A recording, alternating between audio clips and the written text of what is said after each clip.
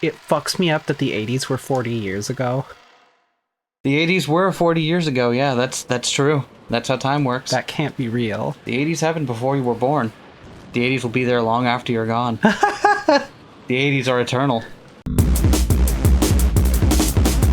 Welcome back to Two Queers Play, bringing you the greatest hits from the 80s, 90s, and today. But none of the years in between. But none of the years in between. We're back on rainy McRainerson Island. God. This way? I don't know who's talking here. Do you know? No, I forgot. No, this is probably... Oh, this is probably Ava. Oh, yes, it was. Yeah. This way? Go this way? They're inviting me to go this way. My heart leapt, because there, gaping... That's a verb. Gaping wide, was an open mouth in the eerie darkness. What's this? What is this? When I strained my eyes peering into the darkness, I saw something that looked like a light switch. In addition, there was a switch with open and close written on it. What? When I resolutely pushed the switch, rough lights, like you find in a coal mine, turned on sporadically, making a staircase that stretched underground come hazily into view. She's gonna get her Wonder Egg! Yay! Ah, nothing terrible happens in that anime. Do. Watch Wonder Egg Priority. It's pretty good. I like it a lot.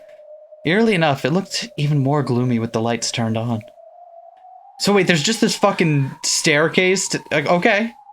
Near the light switch that was open and close was that open and close switch. Probably open or close this, but the open part happened to be broken.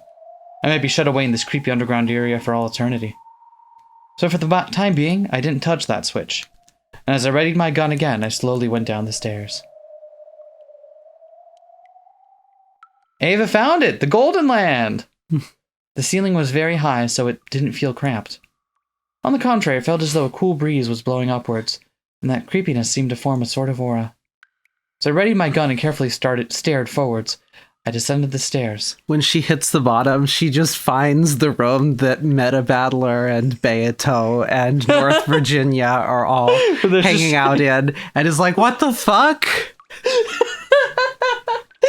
Oh, hello, Aunt Ava. Would you like to join us for a sported round of chess? It's like regular chess, but with murder. So she gets to the bottom and she's back at the top again. It's like the Bowser staircase in Super Mario 64. She doesn't have enough stars yet. So, unless she backwards long jumps. Oh, fuck. Oh my god, Ava. If anyone could do the skip from the Ushiromiya family, it'd be Ava. Yes, absolutely. Little did we know, she's already been building up speed for 48 hours. The walls, the stairs, the lights, all of them were very old-fashioned. It was easy to suspect this had been built back when the mansion had been constructed on this island. There were cracks in the ceiling and water clung to the walls, constantly dripping down. That water fell into a gutter that had been set up alongside the stairs, then quickly and silently flowed into the underground darkness. As though it was telling me to go faster. The staircase kept turning back on itself. I don't know how far down I've gone, but I think it's much deeper than one floor. What SCP is this one? What's the stair one? I don't remember. You know, the SCP one that hangs out in the stairwell, and then you keep going down, and eventually it'll get you. It'll get you. It'll get you good. Eventually, a rough metal door showed itself, and there, characters had been written in dark red paint. It had probably been written a long time ago. On the 10th twilight at journey's end, you shall attain to the power of the Golden Land's treasures. Once and for the last time. My heart, which was already about to explode, jumped about even more as soon as I recognized those deep red characters. There's no mistake, this is the last stop. Father's Golden Land. I calmed my throbbing heart, somehow regained my composure, and readied my gun again, but since, in the end, I couldn't open the door with my gun held in both hands, I lowered the gun, carefully hid my breathing, and opened the door. And then got on the floor. And everybody walked the dinosaur. Come on, this is easy shit right here. This place is My first impression when I saw the room was that it might be linked to one of the rooms in the mansion. That's right, it had exactly the same atmosphere about it as the sealed VIP room on the second floor. But this was underground, so there were no windows. That looks like a window right there. There was only the solemn light of a grand chandelier. It's probably one of those, like, you know, one of those fake window things that you might see underground where, like, they'll put up some glass and have a light behind it. So, it looks like it could be a window, but you can't actually see through it. You know what I mean? Mm-hmm. To make it feel less depressing that you're underground. But even though it was dimly lit by the faint light, the quality of the interior was more than enough to take your breath away. A bed with a canopy and a rocking chair that looked like it would be comfortable to sit in. An extravagant sofa and carpet. The room was like a dream every girl yearns for at least once. And yet, since it was an underground hidden room with no windows, it felt more like the hidden house of a witch. I'd never swallowed the legend of Beatrice, Witch of the Forest. However, after being shown this room, it certainly became hard to doubt that she actually had existed, and had lived in this room. Is someone there? Even though I was completely shocked by this room, I timidly searched the interior with my gun raised. And at the back of the room, I found it. Oh! Ah! My gasp came out strangely, like a bunny being choked. After all, after finding something like this, no one would be able to stop that kind of stupid voice from leaking out. It's here. It's really here. Oh, there's gold. I gotta say, the epitaph is turning out to be a lot more literal than I expected. Is it? That's true. We might not be having a reliable narrator right now, but even so. Look, it's a room with the gold in. That's strangely literal. On the opposite side of the canopy bed, it was piled up in a massive heap. It was a mountain of gold ingots. Of course, they weren't piled up carelessly in a way that would damage the dignity of this room. A beautiful scarlet satin weave was laid on the mountain of gold, creating a beautiful three-colored mix between the red, the gold, and the black of the deep darkness. It was as though when the witch slept on this bed, the gold would be a respectful chamberlain waiting on her. Nobly, refinedly, gracefully, beautifully. All adjectives which definitely describe Beato. And that don't not describe Beato. I don't know what you're talking about. It was tentatively piled there with an imposing air. When I tried to grab a single gold ingot, I was surprised at its weight. Worst game of Jenga ever. It was probably about 10 kilos. Just this ingot would probably be worth more than 10 million. The Ushiromiya family crest, the one-winged eagle, was lightly imprinted upon it. It was hard to tell whether it had worn away or whether the impression had been made carelessly in the first place, but it was certainly the crest of the one-winged eagle. Just how many ingots were piled up there? By doing a quick count here and there and judging by the height, there had to be a few hundred at least. My mind's already gone blank, so I can't do the math well. Even a moderate guess would put it above several billion yen. That's right, of course. After all, there's 10 tons of gold. Right? The current value, that's more than 20 billion yen of gold. I found it before anyone else. I found it!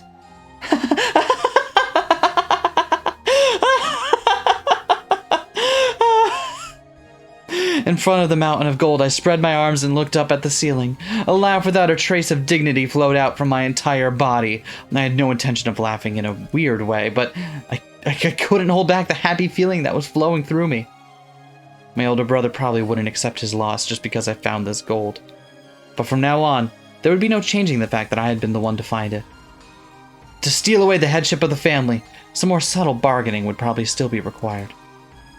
But after everything I've gone through until now, that's a completely trivial problem. Hold up. Quick thought. Yeah? First and for the last time, right? Mm-hmm. Is it a one-way door? Does she get locked in there with it? Going all that one Fallout expansion where you get the gold and you can't take it with you. Oh, it's absolutely that. Which Fallout expansion was that? Tell us in the comments. I don't know. I'm too lazy to reach in front of me and Google. Despite being trans, I never played a Fallout. I know, I'm strange. Someday we're doing a Fallout playthrough. I don't know if I'd enjoy it. Yeah. No, I'd be willing to do it. I just like want to temper expectations, you know. But yeah, she's gonna be trapped in here, isn't she? Even if I lose out on the Ushiromiya family headship, I already have 20 billion yen worth of gold. At times, I've thought that money was such a worthless thing. I thought there were so many things in this world you can't buy with money. But now, I see that's just a lie. Just an excuse that the have-not makes for themselves. In front of this mountain of gold, I finally realized something so obvious. By using this money, I can give birth to all the happiness in the world. With this money my husband's company has already saved, we will always be happy as a family. I can even leave a vast sum of money to George. The rest of the relatives will eventually be ruined and disappear. That time George will use this gold, and just like grandfather did, he will revive the Ushiromiya family's lost honor. George is the true successor to the Ushiromiya family. It happened. My wish was granted. That dream I have wished for ever since I was born into this world as Ushiromiya Eva has been granted completely at this very moment. My husband and I will be happy for all eternity. And I can also give my only son, George, eternal happiness. There's no way I'll waste it on foolish pleasures. My older brother has chewed the Ushiromiya family to bits, but George and I will revive it. And that means I truly have succeeded the Ushiromiya family headship. I was successful. I did it. Honey, George, your mother has finally succeeded. No one will be able to threaten us now. That's right. After this, never again will we be smothered by sad nights. Congratulations, me. Congratulations, Ushiromiya Eva.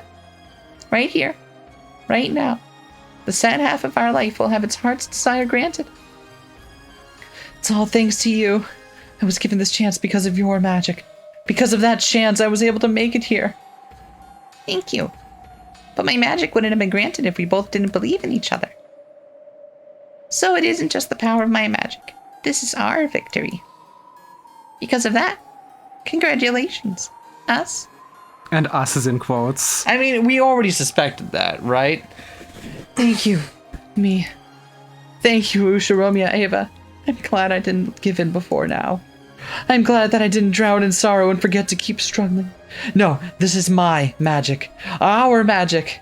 Your magic was the real thing. Beatrice, the Witch of the Forest, is nothing more than illusion. You are the real witch, a wielder of real magic. That's right. Right now, you are the Golden Witch Beatrice.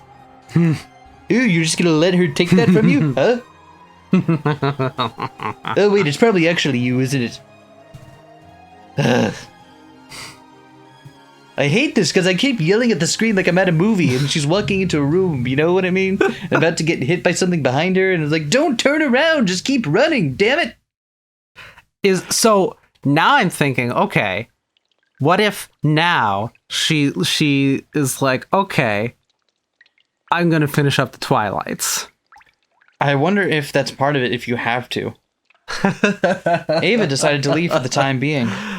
When she climbed the stairs again, trying to leave the secret place, she saw a creepy, swaying human shadow blocking her path, and her dreamlike state was blown away. Who is it? For an instant, she believed that the true master of this room, the real Beatrice, had appeared. It seemed the other person was also holding a gun. The two of them were pointing guns at each other, and eventually they realized who the other was. Rosa. Nei-san, what are you doing in a place like this? That's my line. What business do you have in such a place? I shouldn't have given you that hint, Nei-san. If I hadn't, I definitely would have been the first to reach this place. Damn, Rosa! Too bad. It seemed that Rosa knew where this staircase went, and what was waiting ahead of her. You should talk, even though I reached this place before you. I worried too much about the Sweetfish River. The Sweetfish part didn't really matter that much at all, did it? That isn't true. It was an excellent hint, wasn't it? Well, of course, maybe there was no need for it to be sweet fish. But when I heard that sweet fish are fish that go out into the sea, I was able to figure it out. What's inside? Why not see with your own eyes? It definitely won't betray your expectations. Don't be afraid, Nissan. Oh, Nei-san. That's you. Don't be afraid, Nei-san. I never had any interest in who becomes the head. I don't even care about the Ushiromiya family name. Honestly, I actually feel good about you stealing the headship from Kraus, Nissan, who was always swaggering around because of it. Are you serious? Of course. I'm the outsider of the Ushiromiya siblings. Even if father had named me as the next head, there's no way Nissan would accept it. I try not to have such naive dreams. Let me see too, Nei-san. This proof of your victory. As long as I receive the proper portion that the siblings agreed upon, I plan to proactively acknowledge you as the true victor in this game. If you shoot me, then you'll have this gold all to yourself, won't you? The same goes for you. If you shoot me, this gold will all be yours.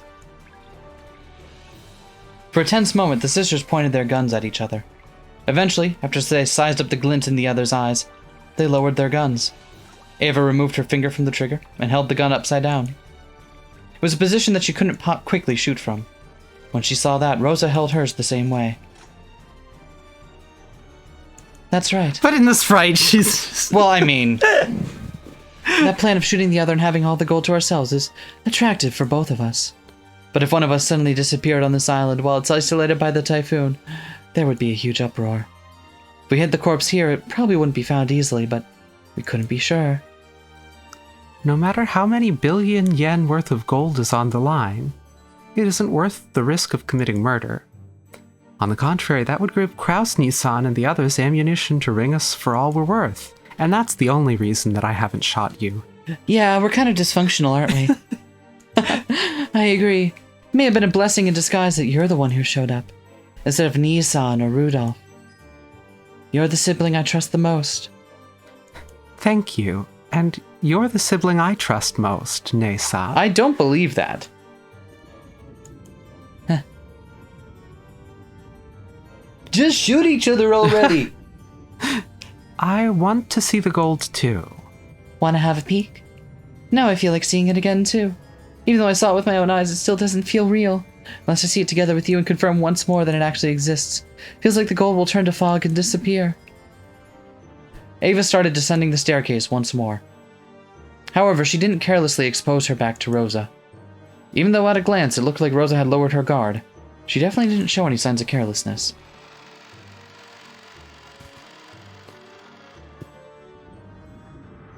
Still there. Then they reached that room of the witch once more. Rosa also gasped, stunned speechless by the vast amount of gold.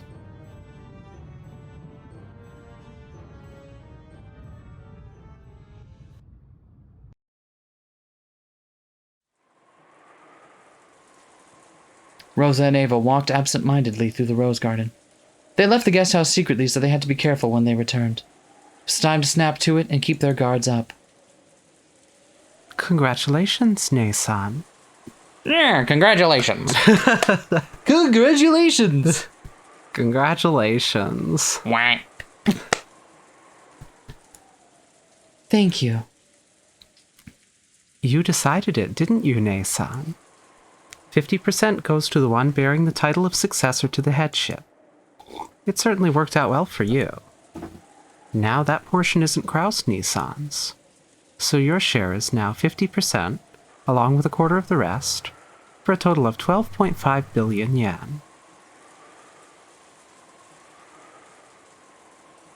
Isn't that incredible? 2.5 billion is enough for me. Rudolph Nissan won't complain either. Kraus Nissan will probably be the only one to complain. Yeah, you're right. After all, Nissan is the de facto manager of Rokkenjima. And since the gold was on these premises. Important. The gold is on these premises. Still, it's just nice to hear it stated, you know. Mm-hmm. Even though I was the first to discover it, things might get complicated if I don't handle it cleverly. It Won't get complicated. Didn't we give it our all in that discussion last night with that in mind? I wonder if it'll really go that smoothly. I've already completely gotten over my excitement. How we manage everything from here on is the real problem. That's a problem for the new head of the Ushiromiya family. A problem for you to enjoy, Nei-san. It has nothing to do with me. That's some big talk coming from you. I'll support you as the second discoverer. Wait, what? Oh, yeah. If you'll at least give me the early payment we decided on. I'd like 150 million yen by March. Yes, that'll be fine. If you support me, I'll graciously pay you that much. I'm not Nissan. Anyway, why don't we go and shock Nissan and the others? Even if we cover up the actual location, I want to see Kraus Nissan's shocked face as soon as I can. Why didn't they bring a bar with them? Yeah, why didn't they? Because they wouldn't have been able to aim the guns at each other. Yeah. Wait a second, Rosa. Wait a while before telling everyone about it. Huh? Why? You idiot, isn't it obvious? This is that haughty Kraus Nissan and that sly Rudolph we're talking about. Even if we do announce it eventually, it's certainly too early now. Unless we carefully investigate how to make our next move, it's possible that all the gold we finally found will be snatched away by Nissan. Ava thought she was saying something extremely natural. So when she saw Rosa's expression suddenly cloud over, she was a little surprised. What are you unsatisfied about? You know what kind of a person Kraus Nissan is. Nei-san, that's against the rules. That's against the rules, isn't it? Screw the rules. I have all the Ushiromiya family gold. And also what appears to be orange hair? What do you mean? Didn't we make a rule that whoever found the gold would announce it immediately? If you hesitate, the foundation of the rules will be destroyed, and that could lead to something worse in the future. With Kraus Nissan as crafty as he is, that violation of the rules will come back to bite you. Don't be stupid. This is Nissan's island, and that gold just now wasn't cash. We're talking about the liquidation of a vast 10-ton mountain, right? It'll take a significant amount of time to carry it off and turn it into cash, and that will only work in Nissan's favor since he has practical control over this island. Don't you even realize that? I don't like it when you search out each other's weaknesses like that. All I want is to reach a clear decision regarding my 2.5 billion portion. Of course, if you were to give me 2.5 billion in cash right now, you'd be free to continue negotiating however you like. Damn, Rosa's got stones. Like, I'm mad impressed with Rosa right now. But until I have my share in my own pocket, I will follow the siblings' rules. How can you be so naive? You don't understand Nissan's craftiness at all. It wasn't that Rosa didn't understand the craftiness of her older siblings. In that sense, Rosa more or less understood why Ava was being so cautious.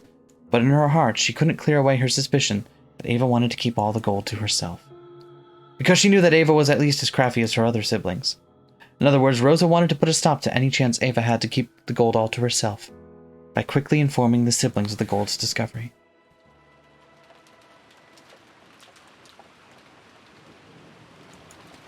Rosa, I'm sorry, but at least listen to me this once.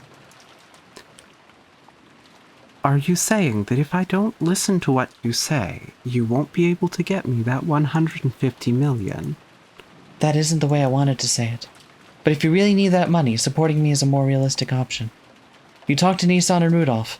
Even the portion that is your natural right might disappear. You don't want that, do you? For a while, a severe expression that she'd never shown her to her sister before rose to Rosa's face. There wasn't even a trace of her restraint as a younger sister. There was just the ruthlessness, no, the seriousness, of a single human arguing about a vast sum of wealth. Ava made light of it, chuckling. My. How careless we must be to stand around here talking like this, even though a frightful murder case has just taken place and the culprit might still be on this island. I'm sure it was just the servants play acting. There were no murders on this island in the first place. Oh? So you do think that after all? The circumstances surrounding those 6 deaths shows us that clearly.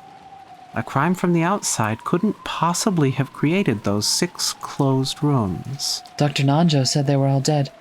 Oh, that's you still. Dr. Nanjo said they were all dead, but that was a lie too. This is all a complicated act that Father cooked up. All of the servants are just playing dead. A murder never occurred in the first place. There's no way that there's a murderer prowling around.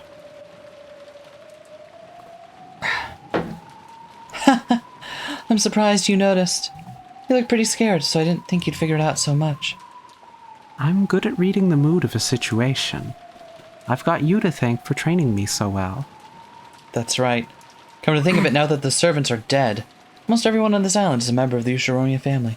For Nanjo, he proclaimed the deaths of the servants, but when the relatives began to discuss the riddle of the epitaph, he disappeared off to the 2nd floor, as if he didn't want to get in the way. All of it was an act to get us to try and solve that epitaph. And that's why you need to announce that you're the victor, Ne-san. There's no way that burnt corpse was really Father. He got a corpse with the right number of toes from somewhere and went to all the trouble of burning it in that creepy way of his, so we would see it. I'm sure he's hiding somewhere, watching to see how we'll behave. I'll bet he already knows you reached the Golden Land, Ne-san.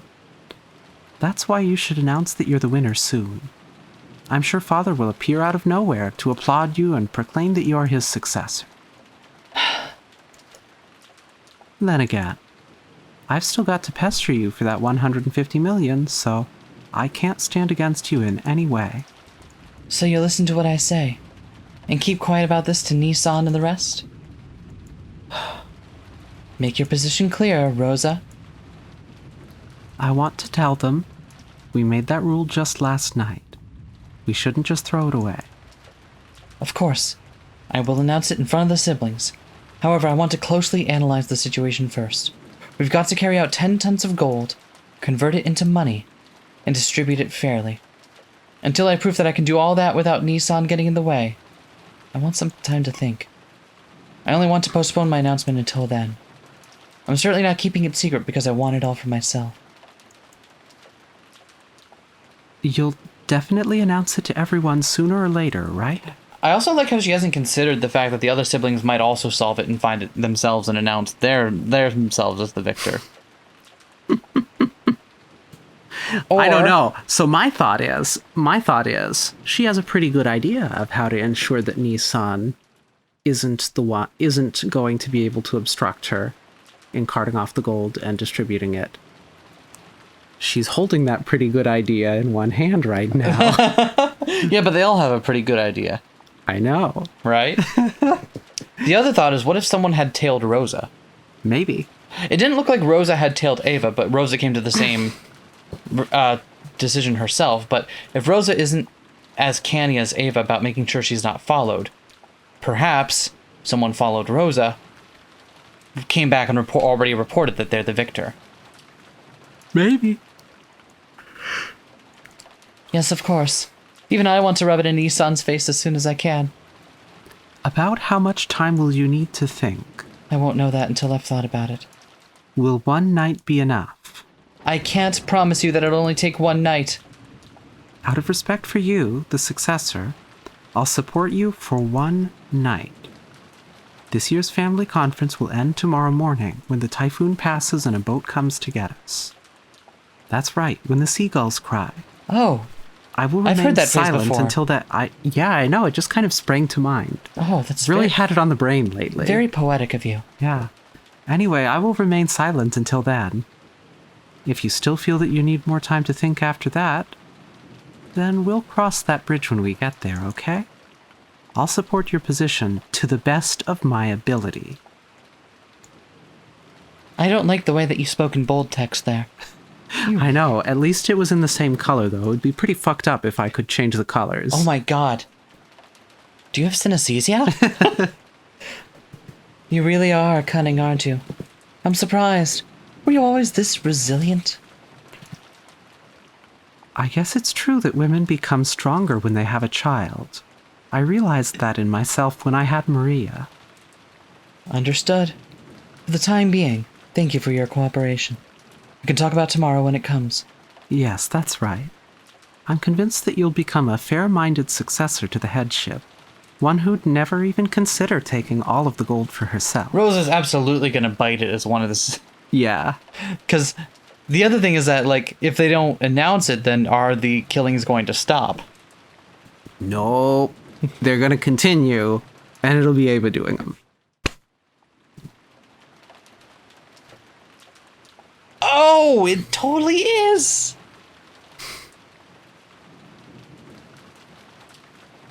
Who's she gonna kill then? Who's the two who are close? It could be Rudolph and Kyrie? Yeah, because that's what I thought. Because if she was first going after the one who was the biggest threat to her, betraying Rosa, then it'd be Rosa and Maria dying next, which would be the thing is, I don't think I think while she's negotiating for some space here, I still think Ava still fundamentally trusts Rosa's word on this. Perhaps. Because Rosa's put out a very convincing argument why she's like, no, I'm good. You get me my money, I'm good. Like, and it would be very I guess maybe not out of character, but it'd be very strange for her to try to jockey for more. They're all Ushiromias, so it's never out of character to backstab each other. That's true. It's why they're on this island. Isn't that obvious? That we'll split the gold evenly among the siblings. No way. I found it. because we solved the riddle of the epitaph. So this gold is all mine. I won't give it up to anyone. I am the head of the Ushiromi family. I am. The witch inside Ava claimed exclusive possession in a loud voice. Of course, that didn't reach even close to Rosa's ears, and probably didn't even reach Ava's either. Hey, don't ignore me. No. And indeed, I shall acknowledge it. You are the true head of the Ushiromia family, chosen by the witch's epitaph.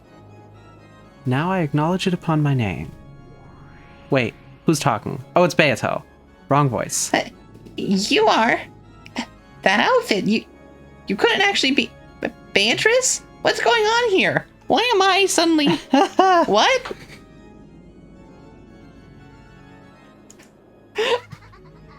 maybe Beatrice was happy that Ava had called her by her own name. She cackled cheerfully. Hey, stop interfering in the game. Red card. Interference. Red card. I'm going to eject you. Try it. And in concert with that laugh, gold butterflies crept up as though a storm of gold dust was spinning around the room, and the room shone the color of gold. Indeed. I am the Golden Witch, Beatrice. There is no need to be so frightened. I am praising your exploits. Truly excellent. Imagine that you would spectacularly solve that riddle of the epitaph. It is worthy of my admiration. You're the one who sent that letter. So I'll inherit all the gold of the Ushiromi family headship, right? You wrote that in your letter. And I overcame that challenge. Indeed. I shall acknowledge it. Right now, all of the gold piled up here, and everything of the Ushiromi family, is for you to do with as you please. So we know this isn't Ava, but who is it? Is it one of the other witches? Is that where Lambda Delta went to? Maybe, I don't know. We haven't seen her since she showed up. She just kind of showed up and then fucked right off. After all, from this moment on, you are already the Ushiromi family head. Really? It's true, right? Right? Maybe I shouldn't be giving myself this squeaky kid voice if I'm no longer a squeaky kid. Do not be agitated. Wait, have we seen what she looks like in the new art yet? We haven't. Ah. Oh, she is smaller. Okay. Oh, look, tiny. Oh, I actually like that. I let the cute little fang stays in Beato's. Of course, it would have to. I like small Ava. Small Ava is very good. Do not be agitated. I am openly praising you. I know, but I find it very hard to accept direct compliments. As proof, I shall grant you this. Is she gonna give her the magic pipe? Beatrice took a ring. Okay. Took a ring off her own finger and held it out to Ava. She fearfully accepted it and realized that it was a ring. The One Ring! Could this be Indeed. This golden ring is proof of the Ushiromiya family headship, returned to me from Kinzo. From now on, it is yours. You may place it on your finger and hold it high before your siblings. But she's still addressing it as Ava's siblings. Mm-hmm.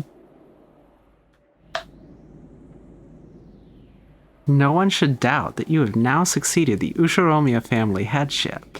Ava stared closely at the ring. It certainly wasn't a fake. Is it actually a separate entity, a witch that's controlling her in her head, or is it just now kind of like a metaphor for? It's unclear. God damn it! Without a doubt, it was the real thing. She dreamed of receiving this ring someday, focused on this day over and over again, and it was now finally a certainty. Especially considering that they keep talking about how it's her dream, and like... This ring had now designated her as the head, and had been handed over to her.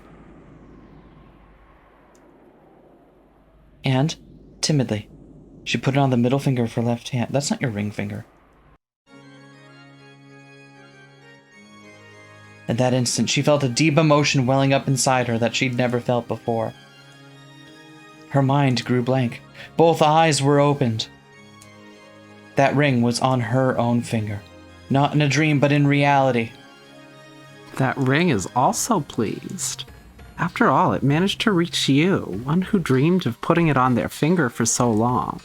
The ring. Father's ring.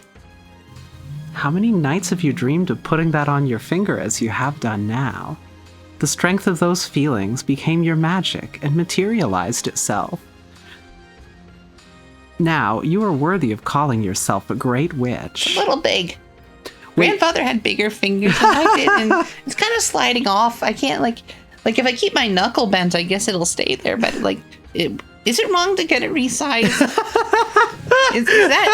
Is that important? Can I wear it with, like, a necklace as, like... Can I get a chain to put it around? That'll do. Okay. I'm not trying to be rude or anything. Like, I just don't want to lose it by having it slip off. So you know what I mean. Who are you? Are you really Beatrice? I am the Golden Witch, Beatrice. It's true! The Ushiromiya family alchemist. I didn't know that. In accordance with my contract with Kinzo, I will now pass everything on to you. If you're the family alchemist, how come all the drinks in this place taste like shit? Except the ones Renove makes. Renove makes some really good stuff. Consider having him on full time. Just like keep it around as your bartender. Just really good.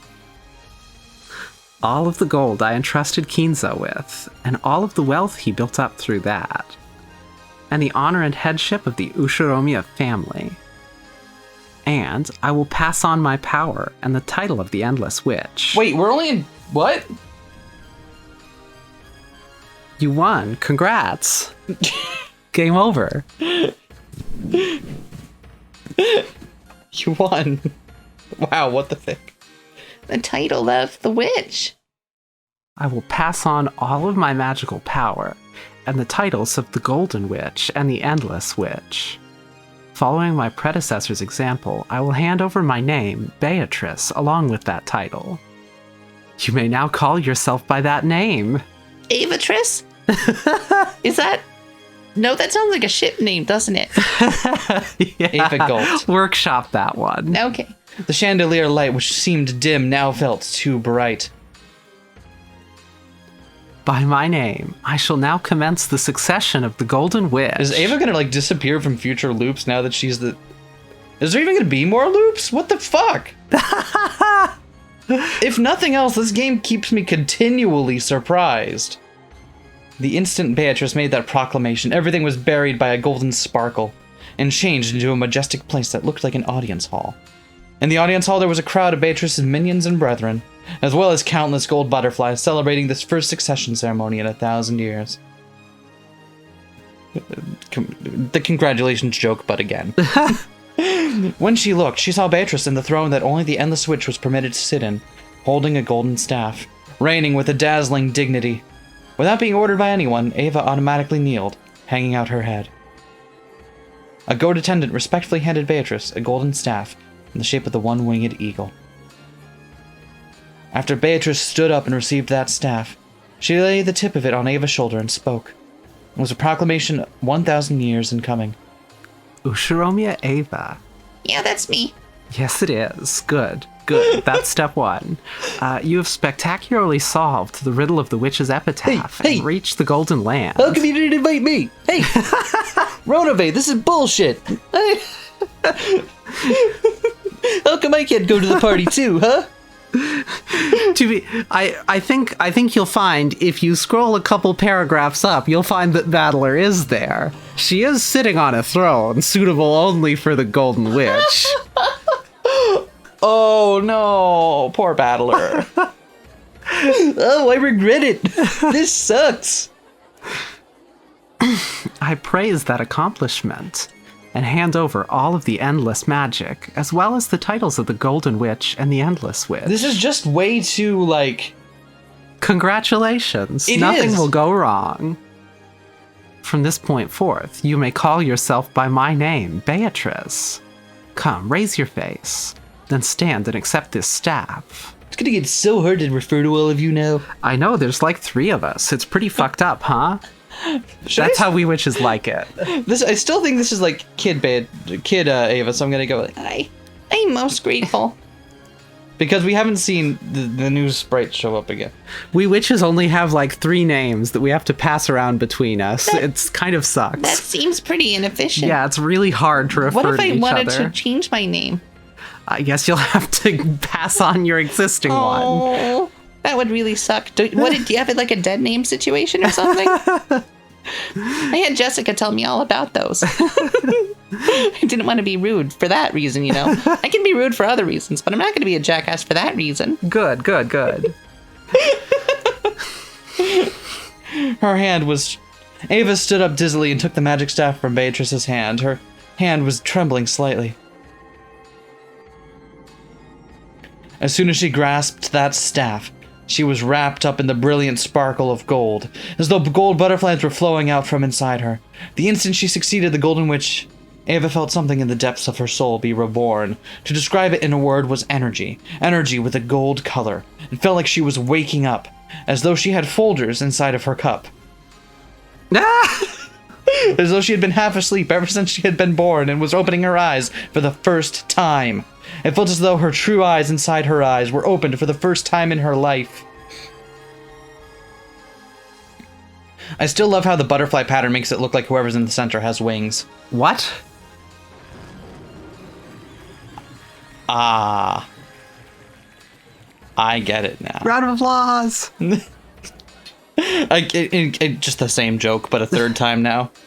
Indeed, a fitting and beautiful outfit for the Golden Witch. Come, you may show yourself to all of these people. Let them know that the new witch is indeed you. Oh, this is great. Ava, no, the new Beatrice, turned around timidly. When she did, the witch's minions, which filled the vast audience hall, honored her with an applause that sounded like roaring of the sea. Come, everyone. Replace all of the portraits of Beatrice with the new Beatrice. Lift up words of celebration for the new Beatrice.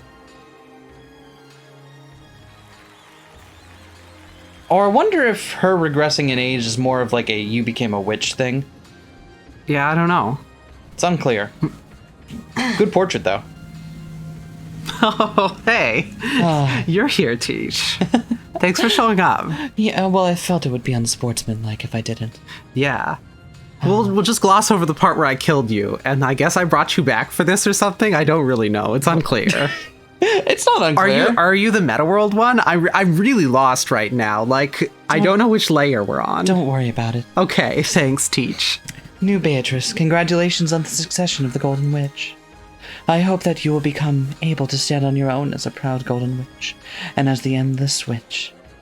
Yes, I will do my best. I expect to... Can we see the new art real quick? We never saw Virgilia in the new art either. Oh, that looks really nice. Oh, she looks like a Toho now. Yes, she's a Toho. She just looks like a Toho. And it's still young Ava. Okay. Expect composure befitting the endless witch from you, unlike your naughty I predecessor. heard that. I meant you to. Oh. Teacher, we're in the middle of a serious ceremony, so please, enough of that. Did we see that Beato in the new image yet? Oh. Oh. I don't care. We can see it as many times as we want to. Congratulations on the succession of the Golden Witch, new Beatrice Saba. I am called Runaway. I am one of the 72 demons permitted to serve the Golden Witch. If you are ever inconvenienced in the slightest, please let me know at once. I also make a mean snickerdoodle. Excellent. In a box. Thank you.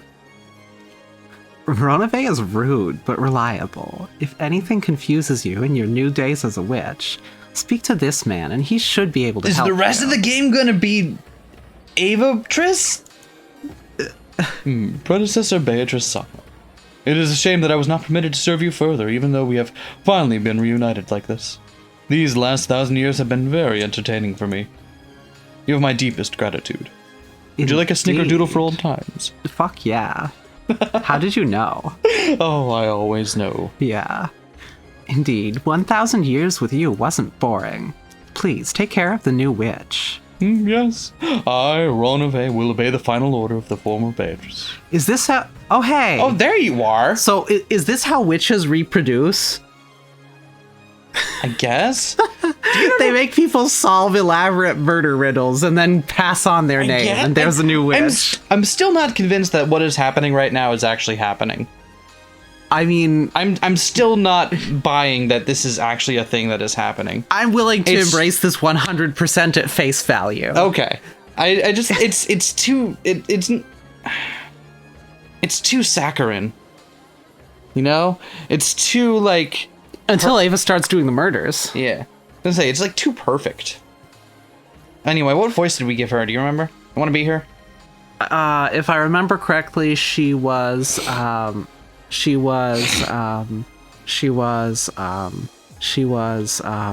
I do this enough times, I'll remember the name of the character. The one from, This isn't Lambda Delta? no, this is Lambda Delta, but you gave her the same voice as the fox girl from Treat. I did? I gave her Treat voice? No, the fox girl. Oh, the fox. You'd better thank me, okay? I think that was it. Moxie's voice? I think it was Moxie voice. I can voice her if you want, though, because we've got a lot of witches now. Go ahead. Okay. Although you can never live up to my Moxie voice. Yeah, I can't. I'll try to think of something. It's not gonna matter that Yeah, much. we'll figure it out eventually. You'd better thank me, okay? I gave my signature to recommend you for the succession of the witch. Got it? Ah! In other words, if I hadn't signed, you wouldn't have been able to become a witch. What a smug little fucker. Look at that shit-eating grin. I love it. I'm not gonna say it's an improvement, but I definitely feel like I can appreciate the, oh, look at her bows look like butterflies.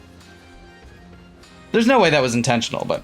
I love her fucking Halloween ornament. Yeah, like, what the fuck? Why? So thank me a little, okay? This is the Witch of Certainty, Lady Lambda Delta. The recommendation of a witch from the Senate was required for your succession as an endless witch. We have a bicameral legislature, just so you know. Oh my fucking god, move it along! Lady Lambda Delta recommended you and became your guardian. Thank you. Hey, Beato, this kid isn't grateful enough. I think I'll take back that recommendation. A person making these recommendations shouldn't act like a child, right? If you signed, make sure you take responsibility. Lady Lambda Delta is also the Witch of Certainty. The Witch of Certainty prefers to make fate firm, to create a fate of certainty. She really liked and highly valued your efforts until today. Well, you had that unfortunate childhood, all that unrewarded effort. I can sympathize just a bit with that. It's not like I felt sorry for you or anything, so don't be so full of yourself. Soon. From my point of view, your succession Well, it's more of a coincidence than a miracle. It isn't worthy of my recommendation. Anyway, I still need to finish the repairs on these Joy-Cons. This is Lady Berncastle. Just call me Bernie. She's quite hard to please. Still, you could say that just having her participate in that celebration makes you exceedingly lucky. Listen, I just happened to be in the area and my schedule was free. Stop making this more important than it needs to be, okay? We came to this because it's a rare once-in-a-millennium event. I heard there'd be some good sake. New Beatrice-sama, please come greet us as well. Oh, I'm pleased to meet you. The 7 sisters of Purgatory were gathered in a line. The eldest sister, Lucifer, took a step forward and kneeled. This is furniture that serves me.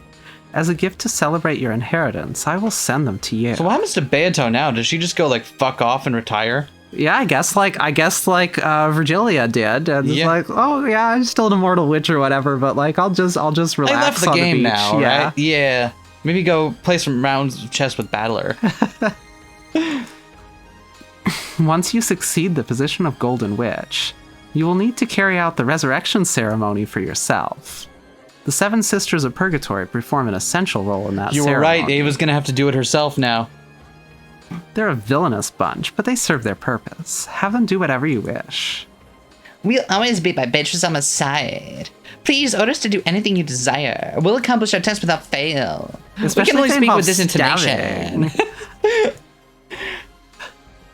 There's nothing we can do about your intonation of speaking, huh? I don't know what you're talking about. I mean, you're not one to listen to as well. Okay. Yeah, if you're a witch, you kind of have to have this weird vocal tick or strange intonation or something. Yeah, it's like there's just way too many of us running around, and we all have to have some distinct vocal tics so that way people can understand who's talking, even when our repaired portraits aren't on screen. Yeah, It seems really difficult to do. it's inconvenient. I imagine so. We should probably be really thankful for the people who can make stuff like this happen. Even if they are pretty shit at it. Even after that, many nobles and minions visited and offered words of congratulation Oh for the God, new witch. there's minions. No, I don't want any of those fuckers coming around. As she responded to them confusedly, she felt as though she was growing lightheaded due to lack of oxygen. She couldn't tell if this was something real or unreal, but there was just one thing she could understand. A feeling of achievement at being permitted to call herself the Golden Witch. That alone was a truth she could definitely understand. Alright, so I think I can share this now. Early on as we were playing, I mentioned at one point that I really loved Ava's outfit, and I'm like, I bet there's some really amazing Ava cosplay out there. Mm-hmm. If you search up Ava cosplay, the first thing that comes up is this. Okay. I had no idea how it fit in or anything, but that's kind of been in the back of my mind for a while now, and now I'm like, oh. The extreme danger of Googling any word related to Umineko. Yeah, after that happened, I kind of just I accepted that I wasn't going to be able to look up anything about this game if I wanted to have minimal spoilers. And yet also the extreme duality that even if you get spoiled on things, it still won't make any sense. Right? It's still like I couldn't tell you how it fit in. Like I still couldn't tell you anything about that until like earlier in this particular chapter where I'm like, oh, that's what. Okay. But yeah, after that I stopped looking up even incidental facts. Well, what's all this? Of course I'm not going to swallow this story, but what in the world does it mean? Aunt Ava is the new Beatrice? You're saying that she's turned into a witch? What the fuck? This is a dub. They let me say fuck. I was also surprised to think that someone would be able to solve that riddle. However, that is the rule. I must follow it and pass on the position of Golden Witch and my name. Oh, so what do I call you now? I don't know. Chuckles. Sure, let's go with Hey, that. Chuckles. Let's go for round 4. Fuck. I shouldn't have agreed to this. It's hardly something to be surprised about. The very beginning, you wrote that rule in a letter and announced it. Ava-sama was simply the first to be successful. That is all there is to say. Virgilia, are you there? Are you there? Yes, here I am. What does this farce mean? You know, this depiction of the strange witches showing up one after another is some of her bullshit. Isn't this almost like Aunt Ava turned into a witch? Calm yourself. She has simply received the title of Endless Witch, and might call herself that in the future. The succession ceremony is certainly nothing more than an act to promote that child's explanation. Don't fall for the same move over and over again. Right, yeah, that. What she just said, that's right. Wait, but weren't you just there congratulating her too? This is bullshit. That whole grand ceremony was all phony, but it's at least a fact that Aunt Ava solved the riddle of the epitaph. And at the same time, that means she succeeded the Usharomia family headship. And after getting 10 tons of gold, Aunt Ava might as well call herself the Golden Witch. Is that it? Damn, it's as complicated as ever. My, is a boorish human unable to comprehend the grandeur of this ceremony? Oh well. Being unable to read between the lines is what makes you human. I pity you, but I do not blame you. Oh, damn it. Don't look at me like you feel sorry for me. Still, for the time being, there's something I need to check. And that's regarding this younger version of Aunt Ava. In other words, the definition of this new Beatrice. What is that?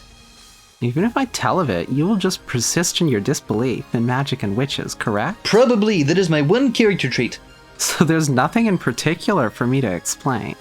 Feel free to believe in whatever it seems to be to you. Whatever it seems to be to me? How should I interpret this? For now, it might not hurt to view it as a visualization of a separate entity inside Usharomia Ava. Of course, you cannot blindly accept that answer, but it's probably a reasonable theory to hold on to for the time being. In other words, I should think of Aunt Ava and her as the same person, right? Damn. I don't like where this is going. In any case, from now on, my name is no longer Beatrice. Right, it's Chuckles. We established this. I have passed it on to Usharomia Ava, which means that I am nameless. Battler, don't you have some name that'd be fitting for me? I shall accept your recommendation. How about a name that's refined, full of elegance, and a little cute too, if you can? Chuckles. Is just Chuckles good enough for you? There's probably a big enough difference between Chuckles and Beatrice to keep people from getting confused. Am I gonna commit to this? I kind of hope not. Okay, fine. We'll just go with Beato. How's that seem? The same old Beato, is it? It doesn't feel wrong, but it's boring for some reason. We could always go back to Chuckles. Would you prefer Chuckles? Not really. You sure? Chuckles? Well, then you better damn accept Beato. They say the temperature of black tea and a woman's heart are difficult to gauge in any era. Badler-kun, at any rate, stay calm from this point onwards. The fact that we can now tell her and Usharomia Ava apart works to our advantage compared to the time when that child was still Beatrice. And that's exactly why I like it even less. What's she thinking, that Beato? Over there, the witches formed a long line to bless Aunt Ava, who had the figure of her younger days and who now possessed the name Beatrice. It was like a witch's coronation. The countless gold butterflies flapped their wings, directing this fantastical gold sparkling space. They were all praising her. As I stared from the distance, I looked at the newly born Beatrice, who had a slightly embarrassed smile on her face. Her expression, which had been lost and confused at first, seemed to be full of the happiness that she was finally starting to recognize. That expression didn't look at all like someone who laughing insanely while standing before the gold. It was just the innocence of a person basking in their own joy. As a person who denied the existence of witches, I couldn't view this witch succession ceremony with the joyful expression and accept her. However, when I looked at that innocent smile, I felt like I wanted to offer my blessings. Just for that moment. You can. I'll summon you in there if you want. Yeah. Hard pass. Yeah, that's for the best. It's always beautiful when strong efforts bear fruits and are rewarded. Aunt Ava, who had always yearned to succeed the headship and who had worked hard since her youth without reward, had spectacularly taken hold of the chance given to her by the riddle of the epitaph, and had finally gained that position. How divine is the smile of a person whose childhood dreams have been granted. I definitely won't accept witches, but Balor put his hands together, making us a small sound.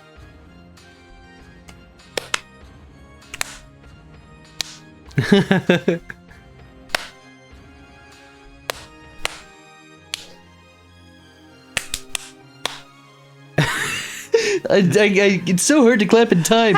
You ever tried it? What is rhythm? It didn't reach her ears, but it did bless her. Congratulations, Aunt Ava. You spectacularly solved the riddle of the epitaph before anyone else. It's your victory without any complaints. I won't accept all that about Golden Witch and so on, but I will accept you as the new head of the Ushiromia family. And I'll celebrate that sincerely. Oh my god, here's what's going to happen in Chapter 4. Battler will solve the riddle, and Battler will become a witch. Oh no. Battler's gonna be a cute little witch. Does it count? How much information did Battler get from Ava's solution here? Not that much. Is there Battler's gonna be seeing another go exactly round? what we are seeing, I think. Is there going to be another go-round at this point? Like, why the fuck would Beato bother? She's passed on her name and shit. Because she's still fighting Battler. She's here to do that. This is just a sideshow. Yeah, I guess you're right. This is all just a sideshow, isn't it? Yeah. But even if they reset, does that mean Ava no longer witch?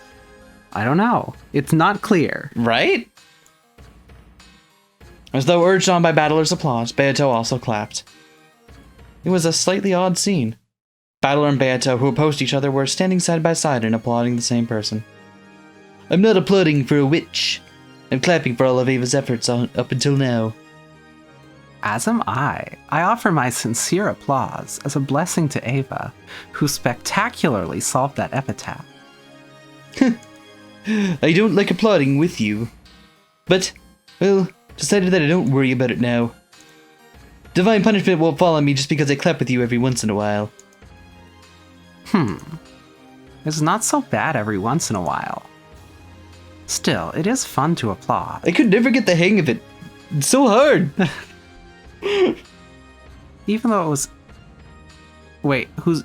This is still Beato. Even though it was Ava who was successful and not me, for some reason I'm starting to feel happy too. That's because blessing someone means the same thing as sympathizing and sharing with them. I see. Then I have even shared this irrational happy feeling with you. Since we are a pair of enemies trying to make each other surrender, it's an odd experience. Nah, it's a really common trope. Haven't you watched any anime? They do that shit all the time. Two Byronic anti-heroes on opposite sides, each dedicated to their own values, and thrust by circumstances to fight each other again and again. Tell me more about the thrust by circumstance. I will not. Well, just for now, let's have a truce and clap, okay? Beato laughed impishly, playing around and applauding even louder, as though eagerly trying not to lose to Battler as she clapped. Oh, so that's how you... Let me try it. It goes... Yeah, it's so hard. Battler led along with her and clapped even louder. When he did, as though some ceremony had ended, everyone applauded and highly praised the reborn Beatrice. It was just as though Battler and Beato's applause had been the final thing needed for her succession.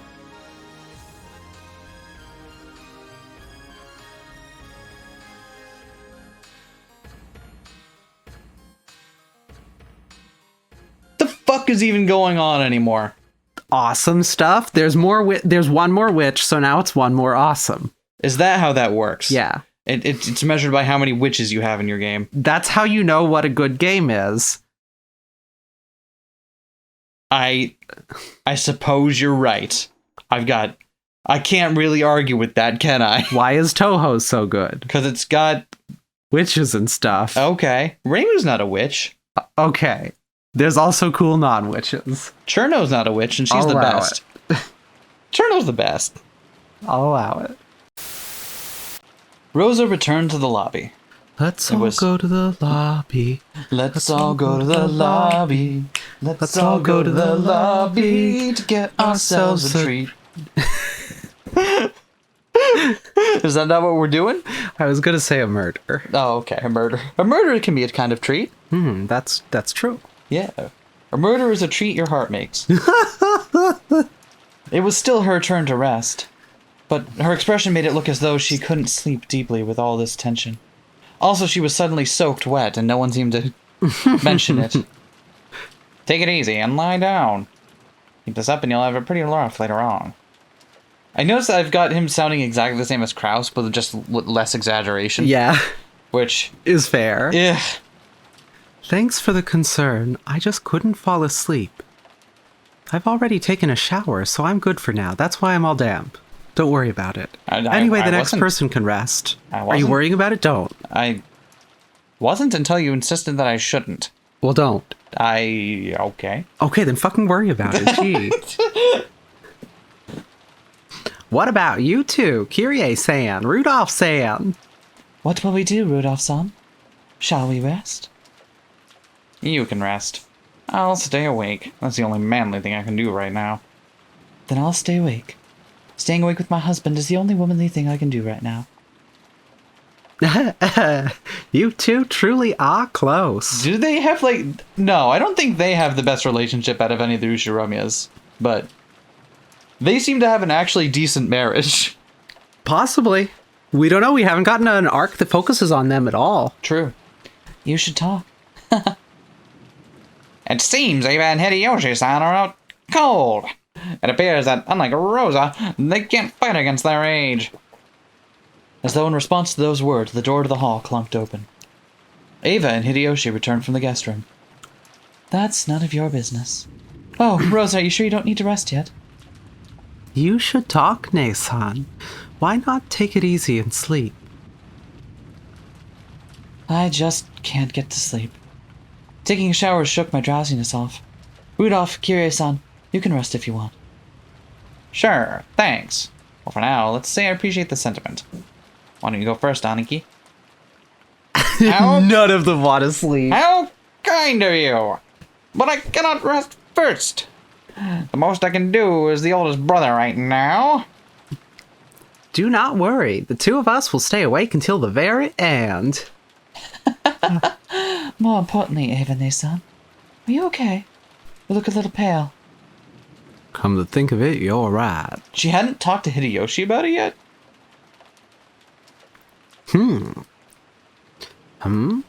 Could it be a bit of a fever? Hideyoshi put his hand up against Ava's forehead.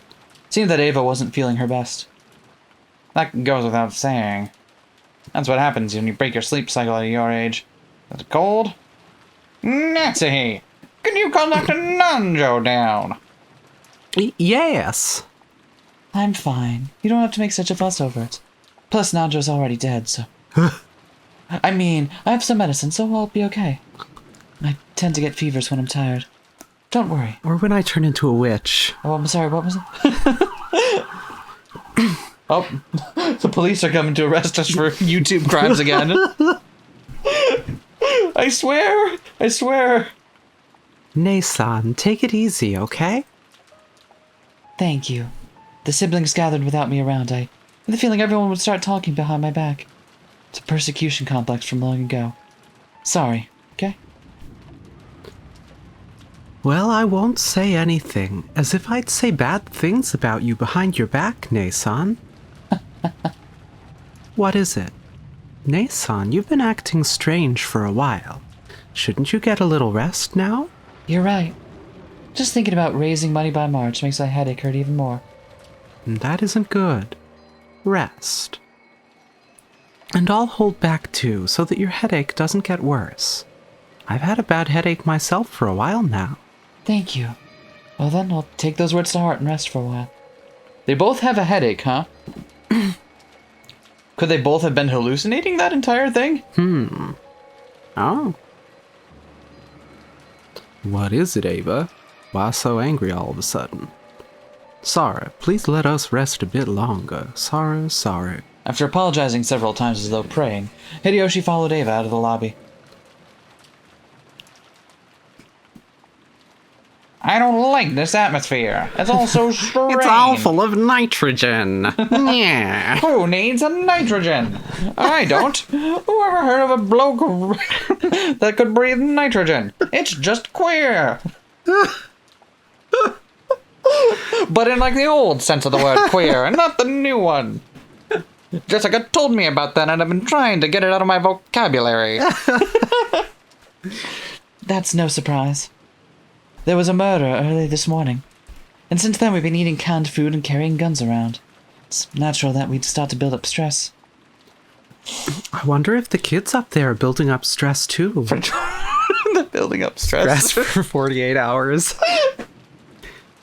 I'm worried about Maria. She tends to throw tantrums at times like this. That moment they heard the sound of wild footsteps coming from the second floor. The guest house wasn't a cheap building, so they wouldn't normally have heard the sound of footsteps. A wild footstep appeared. It was like the sound of someone stamping their feet in frustration. And an instant later, accompanied by what seemed to be the sound of her running out onto the second floor hallway, they could hear Maria calling over and over again, sounding displeased. Rosa grabbed her head, her hair flying, and she voicelessly moaned in anguish. The adults conscientiously turned their backs to her, pretending not to notice. The noisy clamor came down from the second floor and flew into the lobby. It was Maria, who was sobbing along with the other children and Nanjo. In other words, they had all come downstairs because of Maria's tantrum.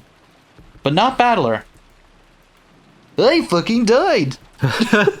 I don't know. It does say all the children, so maybe he just isn't in the shot because they can't fit 4 portraits. Or maybe it's all the children that are left. Rosa couldn't hide her Rosa couldn't hide her dizziness at this new annoyance, and her daughter was bringing to everyone. This is Jessica. Sorry, Aunt Rosa. We tried to calm her, but she just wouldn't listen. I bet you missed this voice. What is it, Maria? Could you be a little more quiet? Everyone's watching. I guess I'm still... Oh, wait, no, this is regular battle. Oh, I just had a funny spell there. Oh, sorry about that. I don't know That what happens at times. It makes me do things and say things that I don't understand. I don't know why I'm going public with this now. Whose blood is this? It's that Rosa first from the Rose Garden. She suddenly started crying, saying that she was worried about it. I think she's half asleep. She suddenly woke up and started going on about how worried she was about that rose. Theory. What's your theory? The rose that Maria marked is where the entrance to the Golden Land is. Interesting. The first scene we get of Rosa and Ava talking after that is when they're in the Rose Garden. It's been disturbed, and Maria is suddenly worried about it. Or maybe it could just be that Beato no longer has her magic power, so now the rose that she put back to its old form has now fallen over, and Maria just knows that because, I don't know, fucking empathy magic or something. Anyway. Maria-chan, calm down. That was just a dream. That rose belonged to Beatrice and me. So I don't take care of it, Beatrice is gonna get mad. It might get snapped off again. I'm telling you to quiet down a bit, okay? The sudden rise in tone of Rosa's voice surprised the children. But Maria's crying just grew louder, and her tantrum just grew fiercer. You mustn't scold a child so unsparingly. At times like this, you better give them some more milk or something. Is there any here? The milk we just had for breakfast is empty now. Does anyone have a sedative to use on kids? You know, the silver pill things? Does anyone have some fucking Xanax? Yeah. Suddenly, a whole lot of things about my childhood make more sense now. I have some. Yes, I'll search for some now and give them to her. Without hiding her displeasure, Rosa grabbed the handbag that had been set on the sofa and fished around for some medicine. It seems she had brought some child-use sedatives for Maria's tantrums. She found it and opened the bottle, but it must have been empty. Irritated, Rosa shook the bottle several times, but that didn't change the fact that nothing was in there. As she did that, Maria's crying grew even more intense. That's super fucked up. Just cutting in. That's super fucked up. Oh, we've already established that Rosa's terrible, fucked but that's up all. parent, But that's like a different. That's a different fucked up than what we saw already. We already saw some fucked up things, but that's a new and fucked up one, right? It's fucked up, but also in a different way. Like, there's beating your child fucked up, which is incredibly fucked up, but it's a different flavor of fucked up than drugging your child and beating it. That kind of sucks. Yeah, no shit. The Yoshiromyas in general seem to suck, but Rosa definitely takes the cake there. At that time, Ava was lying on her bed, covered by the bedding. Hideyoshi returned from the washroom, folding a handkerchief soaked in water. Why are you lying? Tell the truth. I'll never talk. Not even to you, Hideyoshi. Ooh, this is one nasty fever. I'll bet it's the poisonous air at this family conference that got you. For now, you can forget all about the other relatives, okay? Is the magic just people hallucinating? Is it?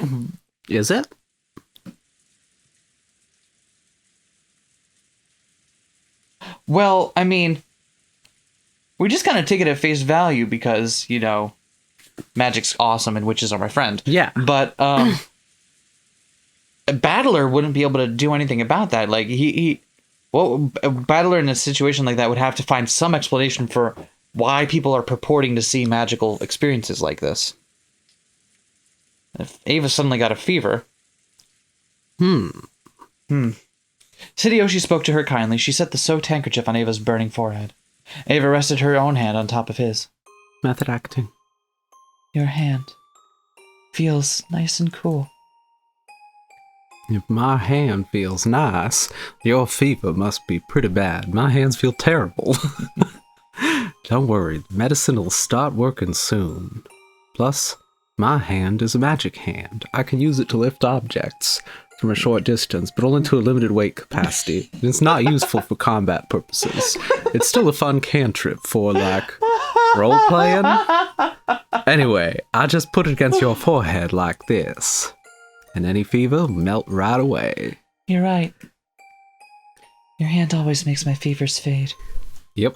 No need for a doctor when you've got my hand. Don't worry and close your eyes. My magic will make that fever fade away. Yes, I know. I can feel your magic. Hideyoshi was about to say it was just a placebo effect, but he stopped. Ava said she could feel magic coming from his hand, and that was fine for now. Oh my god, Hideyoshi's a witch! I don't think Hideyoshi's a witch. Everybody's a witch! Oh my god. Hideyoshi solved it. Hideyoshi's a witch. That's probably Hideyoshi, right? I don't know, I figured that it was... I wonder if magic really exists. Yeah, it does. Only those who believe can tell, though. There's actually a lot of magic like that out there in the world. Magic actually exists, then. I wonder if witches actually exist, too. Oh? You mean that witch of the forest, Beatrice? She probably does exist for those who believe. And just like the gods, they don't show themselves except in front of those with strong faith. I did it, too, you know. Long ago, I was able to use magic. Oh? Really? Then you were a witch too. I had dreams that I wanted to come true no matter what. To wishing strongly and trying hard, they always came true without fail. With my magic, my grades were always the best, and I even became the student council president and worked hard to get into the university I wanted. Everything I wished for was granted. That's right. Believing in yourself. That's your magic. Extremely... Was that Little Witch Academia? I don't remember what line I'm doing. I haven't seen Little Witch Academia yet. I'll get there. Your magic was always a thing to be reckoned with. You're definitely a witch. And you work harder than anyone. I know all about it. When I was a kid, the whole time there was another me inside myself who always supported me. And that other self was a witch. I didn't believe in Beatrice, the witch of the forest. I always believed that if a witch of Rokkenjima did exist, it was the witch inside my heart. I was so grateful to that witch inside myself. I was always grateful that she brought me to you. You get too timid when you're sick. Don't say anything for now. I'll stay like this the whole time until your fever's gone down. Because they were just standing out there in the fucking torrential rain for a... Yes. Don't take your hand away, no matter what. Somehow, I feel like I'm becoming something that isn't myself. And I've been scared for a while now. I get the feeling the witch inside me was provoked by Beatrice and is growing stronger and stronger. Somehow it feels like she's going to swallow me whole. It's okay.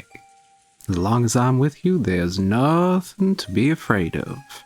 Remember the time we went to that dangerous country and the whole bus got robbed? I believe it was in, Cleveland. Cleveland.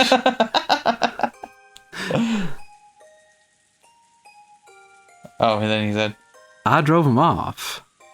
Didn't you just hand over your gold watch and beg them to go away? It was pretty silly, but it was cool. Don't move your hand away. No matter what, not even if I fall asleep. If something creepy sneaks in here, protect me. Yep, leave it to me. That's why I'm telling you to stop worrying and get to sleep. so it's the young Ava inside of her that gets to be the witch. And okay. Because the medicine and my magic will start working real soon. Ava finally calmed her heart and closed her eyes.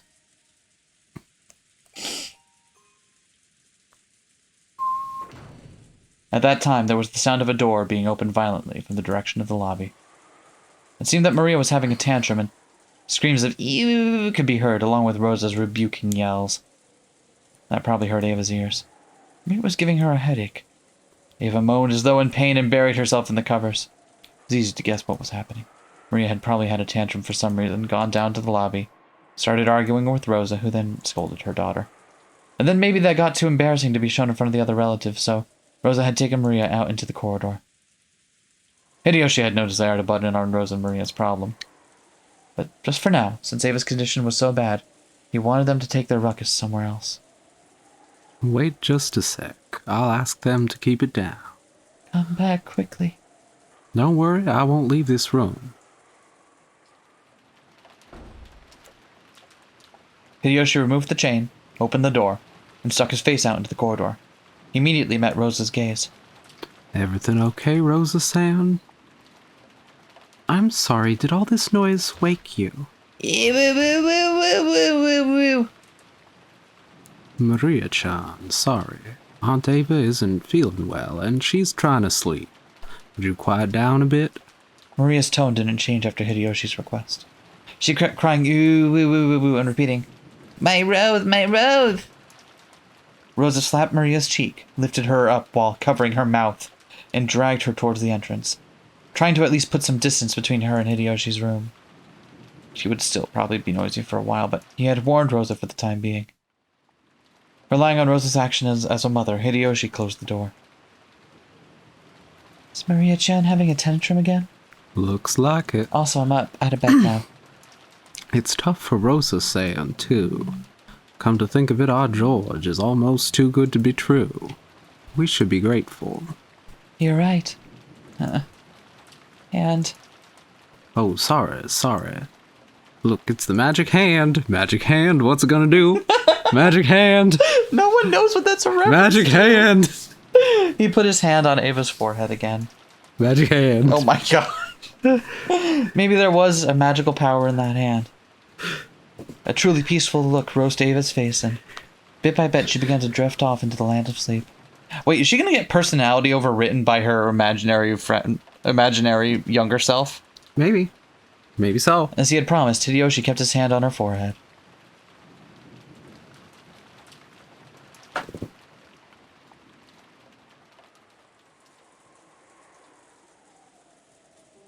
By the entrance, with her hand still against Maria's mouth, Rosa was at a loss for what to do next. She hadn't been able to withstand everyone's gazes in the lobby, and had yelled at the children to go upstairs, dashing out of the lobby.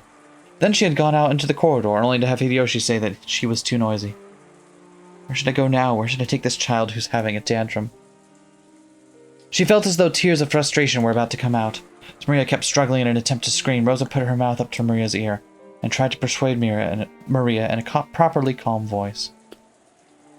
Maria, do you really want to see the rose that much? Maria nodded her head several times, moaning, ee-woo-woo-woo-woo. Why do you want to see it so much?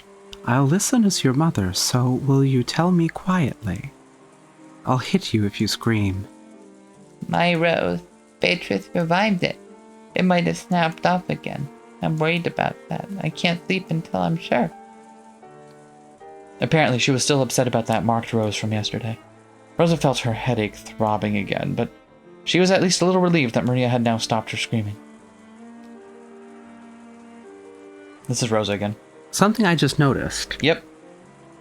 Natsuhi isn't having headache problems this time around, is she? It's always the people... See? It's always the people involved with the magic. Maybe. So, what if it's not...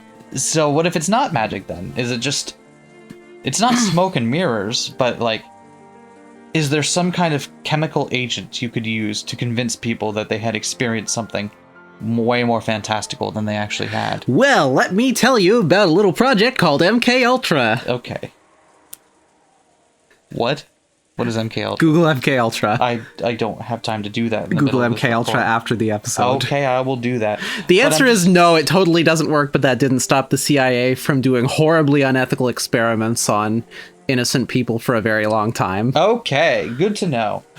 I'm just saying, like, if there was someone who had studied stuff like that for a very long time, say Kinzo, and was known for having a whole bunch of different esoteric kind of fluids, mixtures about, you know, could he be doing something like that to convince them that they're experiencing something that they're not actually doing? Some kind of deep hypnosis? Or... Because you're right about the headaches. I'd only noticed it this time around because Rosa and Ava were both having the headaches. But you're right. Natsuhi isn't having her headaches anymore, and she's not directly confronting the magic. So Only the people who have come in direct contact to it. So here's my theory. Hit me. What if being magical gives you a headache? Yeah, okay. Kind of like, That Kinda makes like, it that Occam's razor. Magic is real. magic is real and gives you a headache. I can see Yes, that. Occam's razor. Kind of reminds me of, I think it was Black from Iconoclasts. Ugh.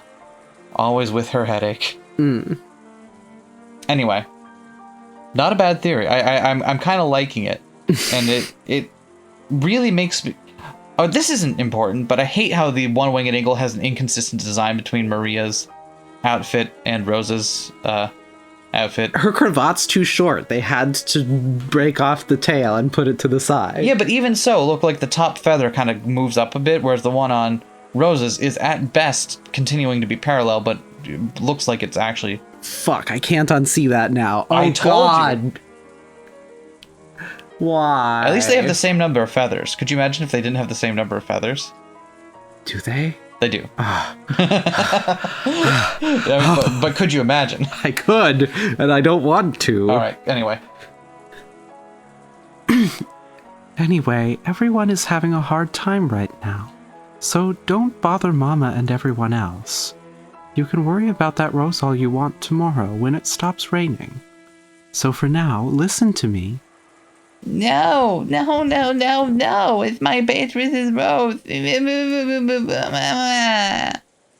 Rosa reflexively covered Maria's mouth. She had spoken a little too harshly and gotten her agitated again.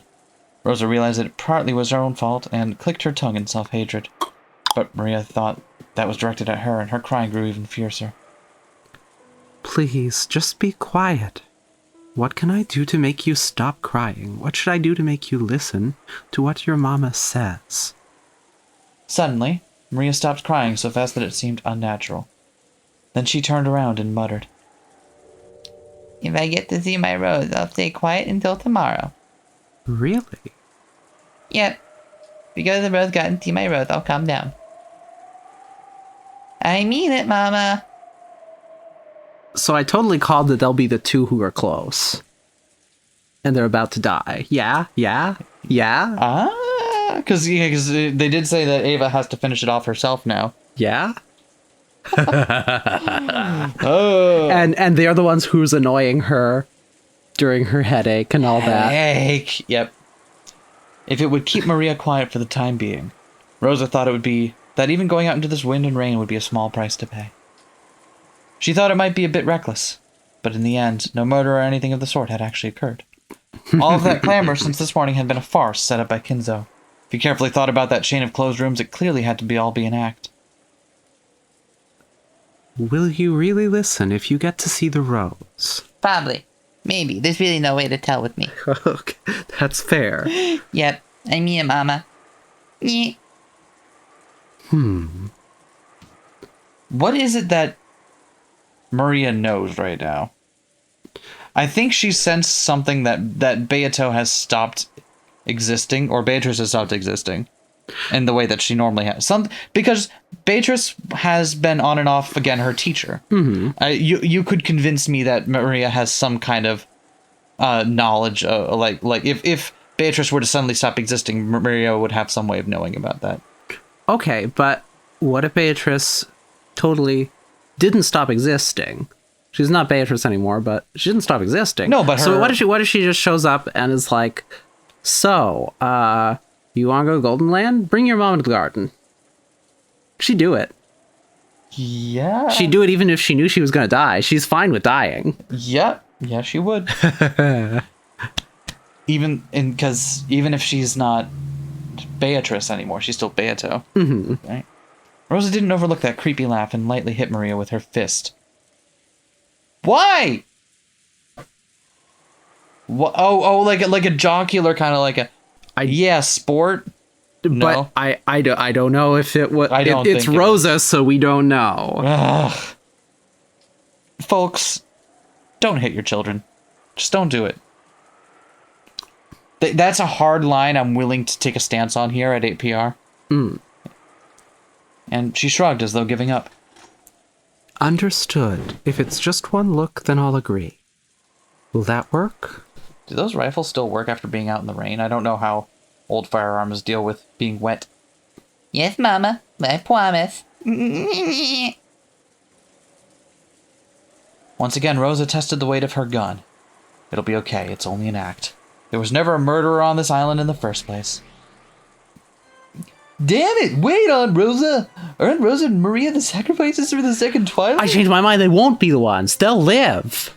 Because Battler's calling it out now.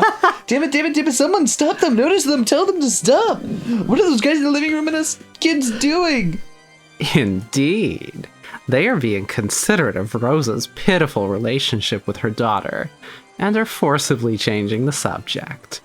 The group that includes you went up to the second floor, and is talking about something else while watching TV. Man, I'm kind of a shit!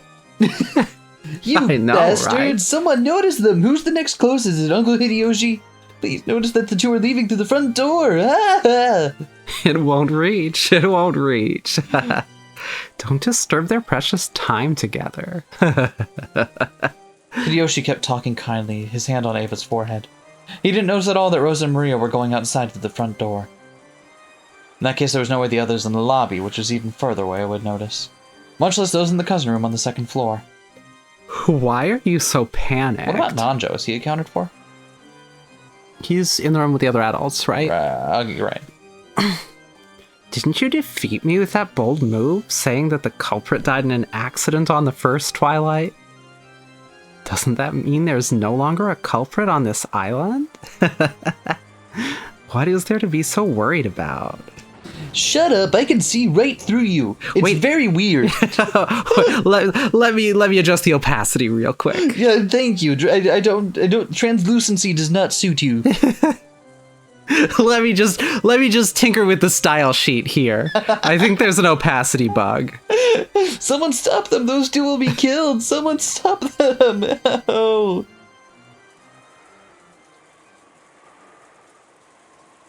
I think you were right. There was no way that Battler's voiceless scream would reach Rosa or Maria.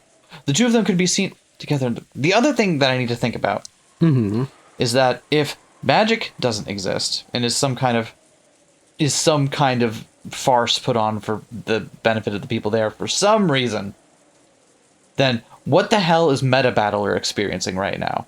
Yeah. What the hell explains any of that? Do we still accept that at face value, but that the that he's still in some mystical purgatorio, but that what is happening on the island is not actual magic. Occam's razor. Witches are real. Magic is real. You're right. Witches are real and are my friend. I just gotta keep repeating that mantra. Witches are real and they are my friend. Witches are real and they are my friend. All right, I'm back. The two of them could be seen in the rose garden. The rain was still awful, but fortunately the wind had died down a little. I know maybe that wasn't fortunate, because maybe if the wind had been a little fiercer, Rosa might have hesitated to go outside. You woo woo woo woo. Here it is. Maria found her rose with the gold lace and stared at it lovingly. Rosa had accepted the promise under the condition that Maria would only get one look at it. She didn't want Maria to complain that it hadn't been enough later on. So she decided to go along with Maria until she was satisfied. She believed that there wasn't a culprit. But on the off chance she was mistaken, they were now in an extremely dangerous position. Rosa realized that faintly herself. If things got bad, she would throw away her umbrella and ready her gun. Glancing at Maria's innocent happiness, Rosa gazed warily in all directions. Were her eyes just tired? Even though no one else should have been there, she thought she saw something glitter in the dark rose garden. Gold-colored. Had to be her imagination. Because to Rosa, it seemed as though gold butterflies were dancing through the rose bushes.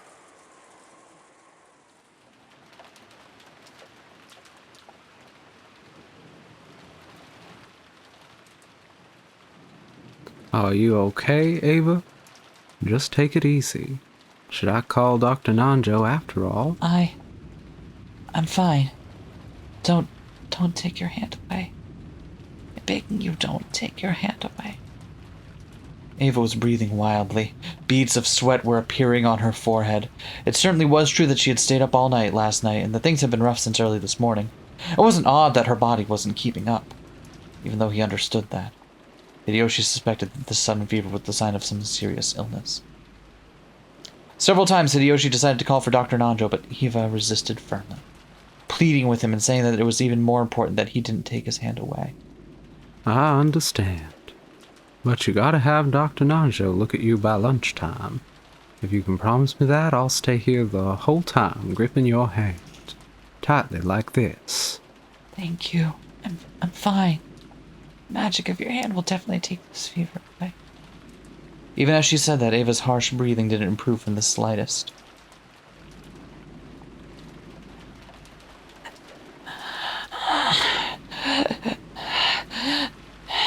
Don't let go.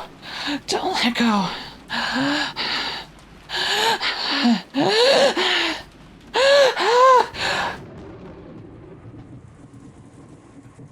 Who is it? Oh, That is Rosa. but I was doing Hideyoshi. Oh, you want to try it again? Who is it? She saw an umbrella moving from beyond the rose bush. Rosa threw away her umbrella and wildly lifted her gun. When she did, the shadow of a person beyond the bush showed itself. Ew, Aunt Ava. You scared me. It's you, Nei-san? Do you have some business with me? Do you want to continue our earlier discussion? Yes, that's right.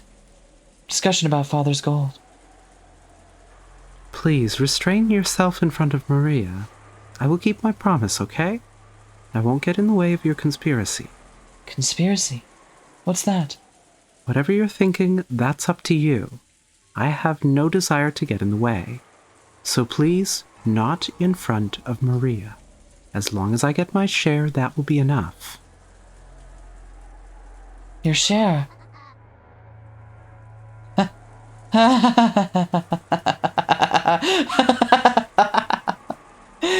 Ava started laughing in a creepy voice. Rosa was startled, but Maria stared blankly. Then Maria said just one thing.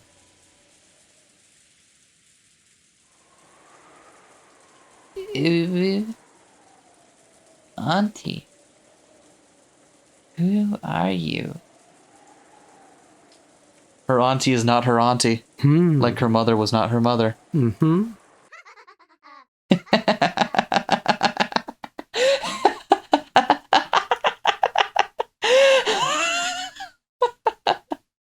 Your share. Who would give that to you?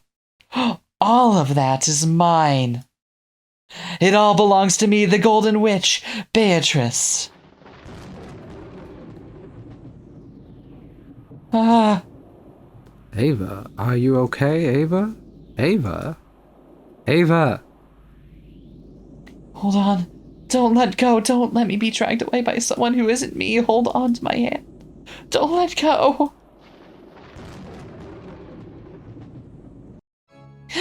When did you ever work hard? You never worked hard for anything. You were always hiding in our shadows. You always escaped from shadow to shadow without fighting. And yet you really think yourself qualified to make demands of me over the Yoshiromiya family gold? All of that is mine. It's all mine alone as the head of the Yoshiromiya family and the new Golden Witch, successor to the name of Beatrice. Beatrice. It's Beatrice! Mama, Beatrice! My sister! Maria jumped at her mother in ecstasy. Rosa treated Maria cold-heartedly and raised her gun high. Hey, you're Nei-san, right? You are Nei-san, aren't you? Wrong. I am no longer the one who was your sister. Then who are you? Are you trying to say that you're Beatrice? That's impossible. You died 19 years ago. Yes, you were definitely dead. After all, I clearly saw how your head was split open. I can remember the insides flowing out like it was yesterday. How can you be alive and here right now? The concept of death doesn't exist to a Golden Witch.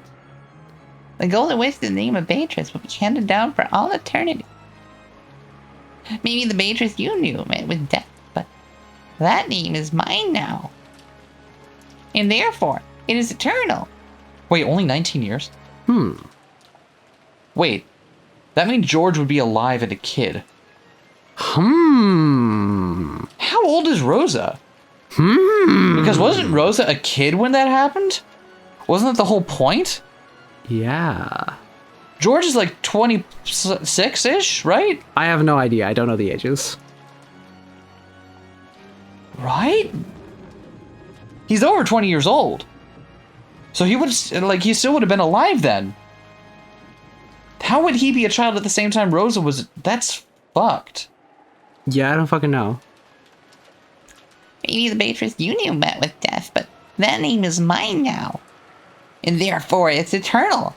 The concept of death does not exist for Beatrice. All I can see is that the gold has driven you mad. How pitiful, Nei-san. But she's also still upstairs. The fuck? Come on, you know I'm not your sister anymore. Well then, as a new Beatrice, I've been tasked with my own resurrection ceremony. Ronave, what should I do? That is up to you. You already have the power to make whatever you think reality. You should grow used to it once you've tried it out a little. One other thing. It seems very strange that she can just bumfuck her way into becoming a witch, whereas other people like Maria or Kinzo have spent years and years studying the magic themselves. Maybe it's a natural aptitude thing. They did say something about that.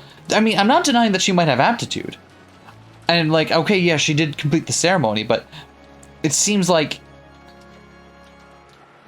very weird for her to go to 0 to 100, whereas the people around her have to spend a long time.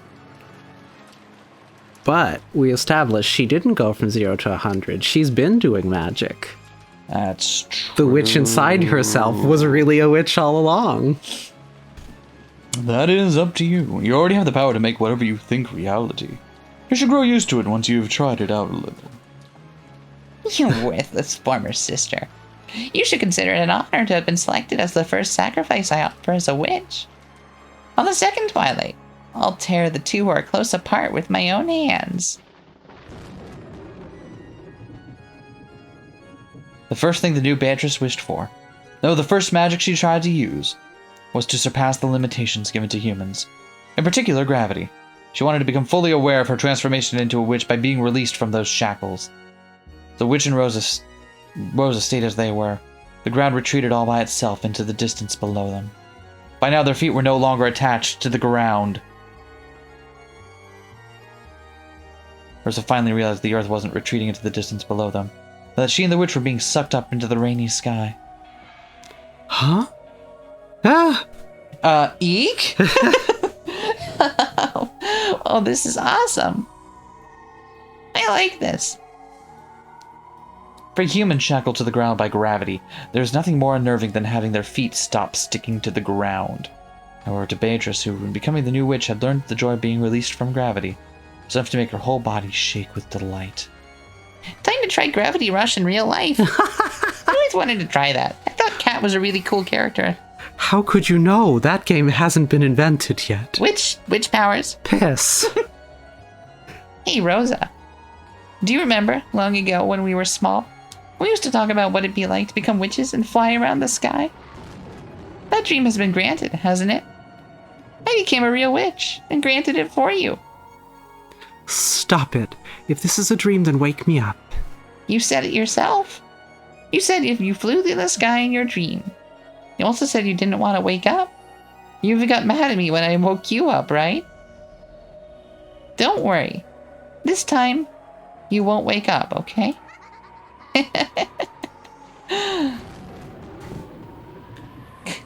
Come, dance with me in the vast, rainy sky. Didn't we both wish we could fly like seagulls in the sky and escape the cramped and boring island of Rokkenjima? Now, I'll make that dream a reality for you. I only want to share this joy with you, and no one else. It's so fun, Rosa. It's so fun. Take a look below you. Look at how small our mansion is. Wonder how much time we've spent in a place that small. I know, I'm especially shocked at how cramped and tiny it is. So feel. Enjoy. Rejoice. That power we yearned for, the power to move through the sky at will. Come on, let's dance, Rosa, through the rain, through the wind. Let's fly around like we're dancing. The lightning will shine on us and bless us. She can get herself killed. The witch and Rosa were like leaves fluttering around in a whirlwind. As the rain pounded upon every part of their bodies, the lightning occasionally shone upon them. They shook with the joy of being released from the ground. However, it was only that way for the witch. Rosa was holding onto her head, voicelessly screaming over and over. Stop it. Forgive me. Let me down. You're right. It's more fitting for humans to crawl on the ground. Then why not go back there? A slightly displeased expression rose to the witch's face when she realized that her own joy was not being shared. Then she decided to listen to her former sister's request. Huh? Ah! The whirlwind that had been making Rosa dance around grew weaker and then stopped. In other words, Rosa was once again bound by the restrictions of gravity as a human. Following the laws that were originally correct, Rosa began to descend towards the ground, upside down. No, she began to fall. Oops. That's right, if I don't take her down the right way, this is what happens. The witch hadn't intended to send Rosa plummeting, but she still wasn't used to using magic. Her plummeting at about 100 meters into a rosebush. As a very, very natural result, Rosa died instantly. The witch hadn't intended to kill her, so she wished that Rosa hadn't died. When she did, gold butterflies coiled about Rosa's body, reviving that life with the witch as the witch had wished. Rosa's body, which should have been spread out like a carpet of fresh blood, rapidly returned to normal. The broken and crushed bones returned to normal. The torn and smashed flesh returned to normal. How easy it is to break things in this world, and how difficult it is to fix them. Anyone can take a life, but no human can revive a lost life. By surpassing the irreversible, one proves that they have surpassed humanity. This surely gave her a much, much greater realization of her position as a witch than flying through the sky had. Awesome. Can even revive an ended life? Of course, Beatrice-sama is the Endless Witch. To live and to die. To bring to life and to kill, all of it repeated endlessly. Beatrice-sama, the Endless Witch, is the queen who controls the cycle of life and death. One time, I knocked over a fishbowl. The fragile, beautiful bowl broke, and I couldn't put it back together again. I'd never see that cute, pop-eyed goldfish swim around again after it landed on the floor. No matter how much I cried, the servants shook their heads, saying the broken things and dead things could never be revived. That's when I learned something. You must not break things. You must not kill people. After all, you can't fix them. So if you can fix them, then you won't get in trouble for breaking them, right? Awesome, awesome, awesome, awesome. That's right. As long as you can undo your actions, there's no moral value to them. That's how that works. For a while, the witch became intoxicated with how terrible and wonderful the power she had inherited was. Her laugh was pure, innocent, and cruel.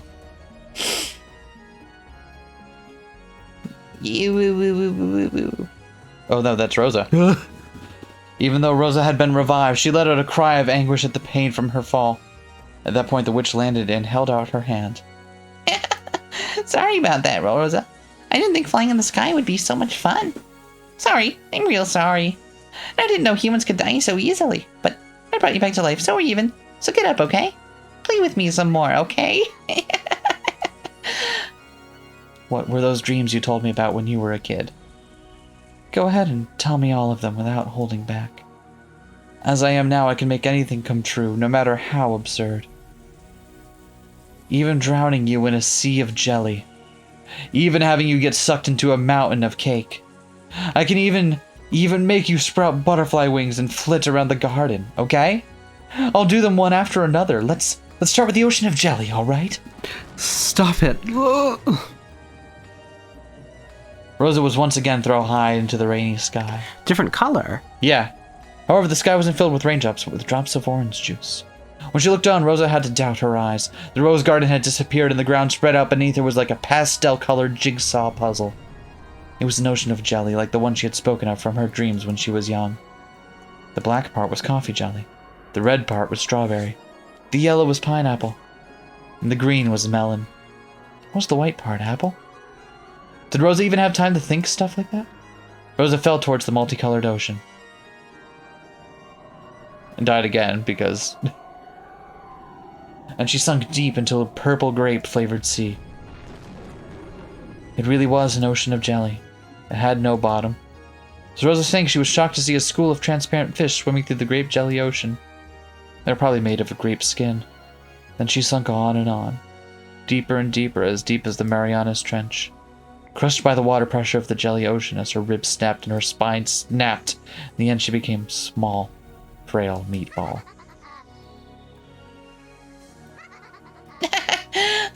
What a truly wonderful experience to drown in an ocean of jelly. It's a dream no one else can imitate. I made it come true for you. The instant I snapped my fingers, the meatball that had been Rosa was launched up into the sky. After being wrapped up in a golden sparkle, she returned to her original form. It was as simple and easy as returning dried seaweed to its original form. Anyone could do it, if they were a witch. That absent-minded look on Rosa's face has to be the joy from having that dream she gave up on as a child come true. Definitely. Probably. You alright over there? Definitely. Probably. I'm sure it's joy. Next is the mountain of cake. In an instant, the sky was covered and became black and white in the shape of a chessboard. That almost transparent white part was her favorite rare cheesecake. The elegant black part was slightly bitter gâteau au chocolat. That became the ceiling, became a mountain. Several billion cakes were thrown down towards Rosa. If we piled those cakes up, they would surely be taller than Mount Everest. So they probably weighed...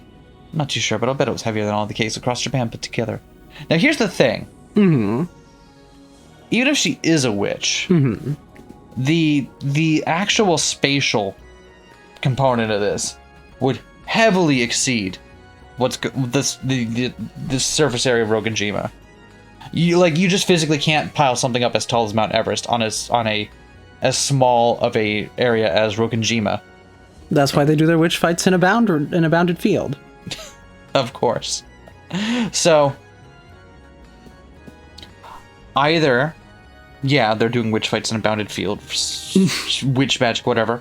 Or, again, this can't actually, even as magic, this couldn't happen.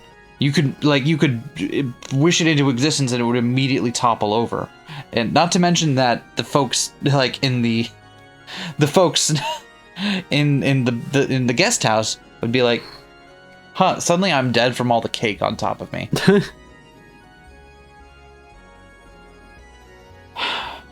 What if riches aren't real and aren't my friends? Sad thoughts. I don't want it to be. I want witches to be my friend, but... Anyway.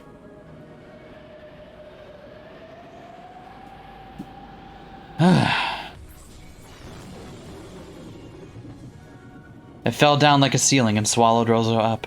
So as a very, very natural result, Rosa was crushed to death. In less than a second, her bones broke throughout her body and her insides were all smashed and forced out. Squish, pop, slop. Even so, even greater number of cakes piled up on top, and Rosa ended up as a layer of jam wedged between them. She became as thin as a single hair, and was probably spread out over the area of a tennis court. That world swallowed up by cake was once again absorbed by a gold flash. Then, as though it had all been a dream, Rosa was revived once again. Of course, it definitely wasn't a dream.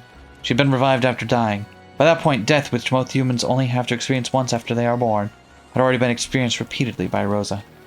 In other words, she had gone through that which humans cannot, the precious experience of dying more than once. Isn't this fun, Rosa? Isn't this fun? Next to the butterflies, look, look! Please, have mercy. Ah! No way! Let's play more, let's play more! More Let's Plays, more Let's Plays! I can't Let's Play, they haven't been invented yet. Well, not with that attitude. Wait, what is a Let's Play? Why won't anyone explain it to me? Laughing innocently, she pointed her gold staff at Rosa as she begged for mercy. When she did, Rosa glittered gold and rapidly began to shrink. She shrank down to the size of a real butterfly. Then gold wings sprouted from her back and she joined her fellow gold butterflies. However, while a human body could withstand that wind, it was a different matter for a butterfly's body. The gold butterfly Rosa was invited to dance by each gale of wind, and she spun in circles around the rose garden. No. No. She's tiny, so her voice would be much higher than that. I can't do it.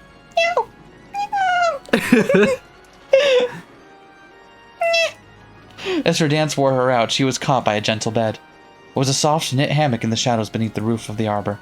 The owner of that hammock lumbered into view, welcoming its rare guest who had wandered in on the night of a storm.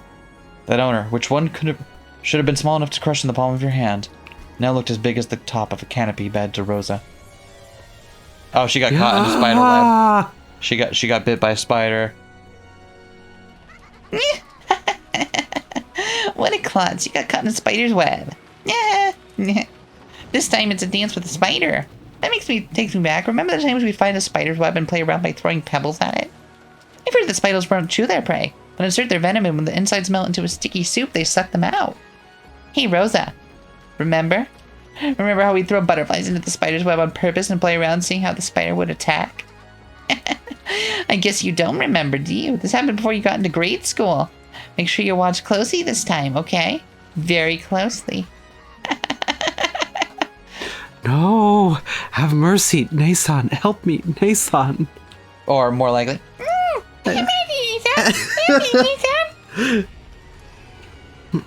we're committed to realism here. Oh, that... Alright, I want you to give me your best. I want you to give me your best.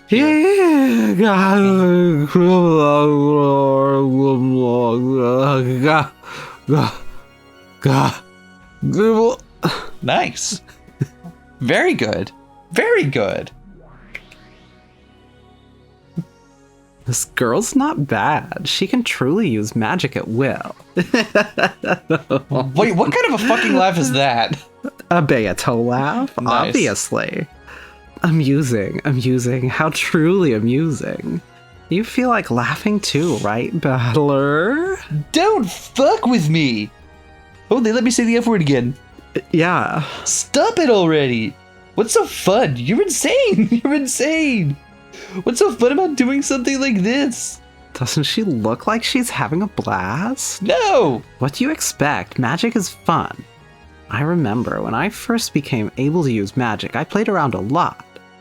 I understand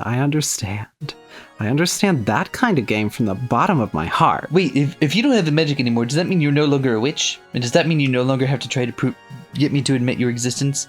Don't worry about it. I will worry about it. Looks like I won't be able to share this joy and passion with you, Battler. What a shame, what a shame. If you accept me, I'll teach you magic anytime you want, see? It's hard to describe the joy you receive in the instant you're freed from the shackles of humanity.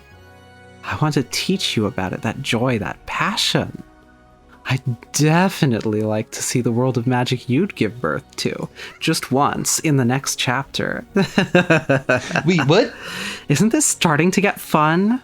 You've started wanting to use magic, haven't you? It's pretty fun to be a witch, isn't it? No! We could put you in a cute little dress and give you a pointy hat. Well, just for you, I'll teach you everything. That's unrelated. That's unrelated to the... Does it really come with that? Yeah, obviously. Have you seen any witches here that don't have the cute little dress and this cool themed accessories? Oh my god. Oh my god! About the joy of flying together in the sky, about the joy of diving together through the sea. Actually, Beato's outfit is much more refined. Just like me. Well, extremely elegant and refined. Why are you responding to me? I'm not in the metaverse. I'm in the metaverse. How can you do that? Oh fuck. Send help, she's coming. I want to show you the passion that starts the instant you surpass the bounds of humans and see how wide your world stretches. Wouldn't that be fun? There was no malice in Beato's expression. It was hard to believe, but she was genuinely enjoying this cruel show. And she wanted to share that appreciation with Battler. Battler was shocked by that hopelessly different sense of values. You're insane! Stop it already, damn it! Virgilia, make them stop this insane farce! What should I do? We exist outside the board. We cannot touch the board itself. Virgilia shook her head apologetically. Her body had already been killed. Did that mean she couldn't interfere in any way? As Beatrice continued to look amused in an insane sort of way, Battler lifted her up by the collar and yelled at her. Amused in an insane sort of way is a good phrase. Stop it! Stop it! Stop it! Quit messing around, witch! Say what? What? I'm sorry, that was sexist. I got angry and I shouldn't have let that come out. No, that part's fine. The other part. Oh, itch. Sure. You trying to tell me that's Aunt Ava? That's impossible.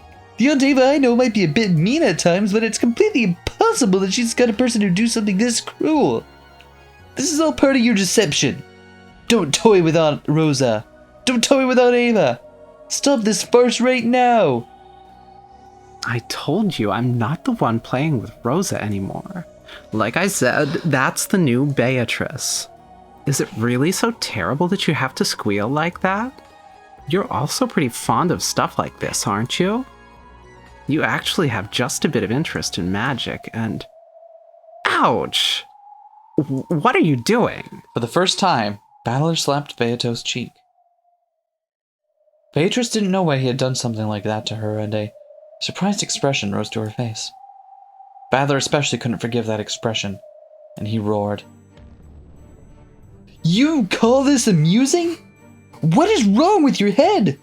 Die! Go slice your head to bits and look inside and you'll see that there's nothing there. Stop right now! Stop this disgusting farce! I won't forgive you. How could you do something so cruel? I thought you could be a bit funny, but I'll never make that mistake again. You're just a monster who's cruel at all levels. Don't show yourself in front of me, never again. I won't accept you. I won't talk with you. I don't even want to look at your face. Did you hear me? Don't show yourself in front of me. Disappear.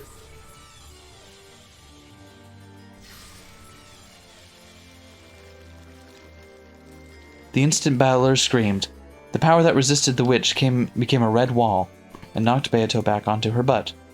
Ow, ow, ow, ow, ow. What are you talking about? Isn't it an interesting show? She spoke defensively, but the target of those words, Battler, was no longer there. His figure had suddenly disappeared into the darkness. But Beatrice looked displeased and continued trying to explain herself. It's not as though I'm completely blind to where you're coming from, but This is nothing more than an innocent prank, isn't it? It's just a prank, bro. Don't take it so seriously. I'm just joking around with you, bro. Just a joke. No matter how you kill them, they'll always be brought back to life in the end, right? That means it has no moral consequences. Exactly. I thought humans were creatures who'd say all's well that ends well. Hey, teacher? There was no reason for him to get so angry, right? She was hoping for approval, but Virgilia simply faced her with an indifferent expression. To Beato at that moment, even an exasperated look would probably have been better. I have nothing in particular to say. If you don't think this is fun, you can keep watching as long as you want. Oh, if you think this is fun, you can keep watching as long as you want. Call me when it's over. I will vanish until then. Following Battler's lead, Virgilia vanished into the darkness. Beato, who was now completely isolated and didn't have a clue what was going on, felt that they were making her out to be the bad guy. I'm obviously the hero of this game. Why is everybody acting all weird about this? It's just some murders. Christ. Murder pranks. Starting now.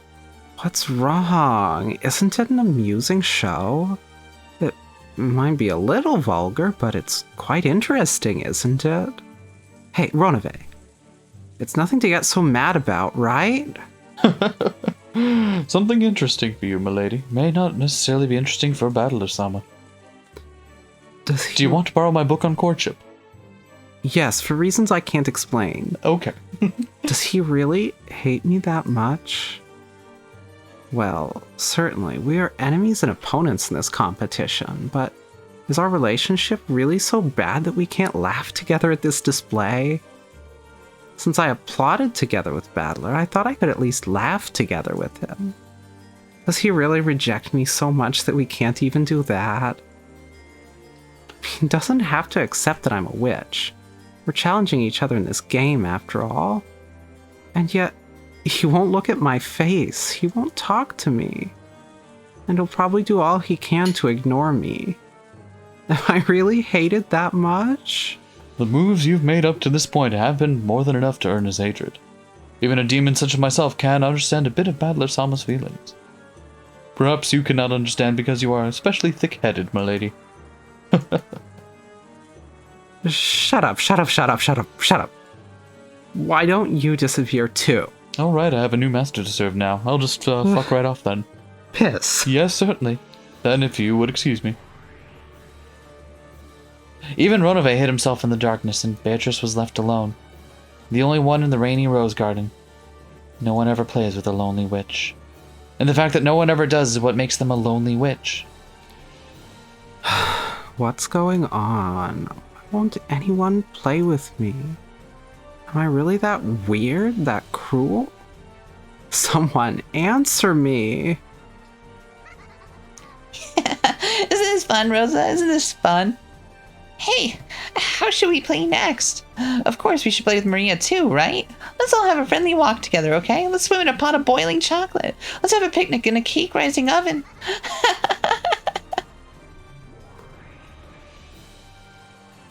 Hey, new Beatrice. Yeah, that's me. Behind the witch that was continuing her mad banquet, Beato showed herself. How come Beato can fuck around on the board but Battler can't? That seems unfair. That expression was very rare for her. It was somehow restrained, unreliable, miserable. Meh. Yeah. Oh, it's the predecessor Beatrice-sama. Were you watching? The power of magic is truly wonderful. Until now, I never thought it'd be so fun to be reborn as a witch. It's like playtime that never ends. Come on, let's play together, predecessor-sama. But first, just wait for a second, okay? I cooked the two of them to death in an oven, so I have to revive them again. They're like bread rising from yeast. Like cookies expanding in an oven. Listen to what I'm saying. Well, isn't that enough for the sacrifice of the second Twilight? Of course, there are no rules regarding how you kill them, but, maybe you shouldn't toy with them any more than that. Oh, what are you saying, predecessor-sama? I heard from Ronove a short while ago. Wasn't your magic much, much more wonderful and cruel and crazy? That Halloween party where candies poured out of 6 people's stomach was truly wonderful. But maybe I'll act out Alice's tea party. Invite everyone to a tea party in celebration of a completely pointless day. Entertain them one by one with my magic. Wonder if I can do it as wonderfully as you. I wonder if I can be cruel in my own cute style.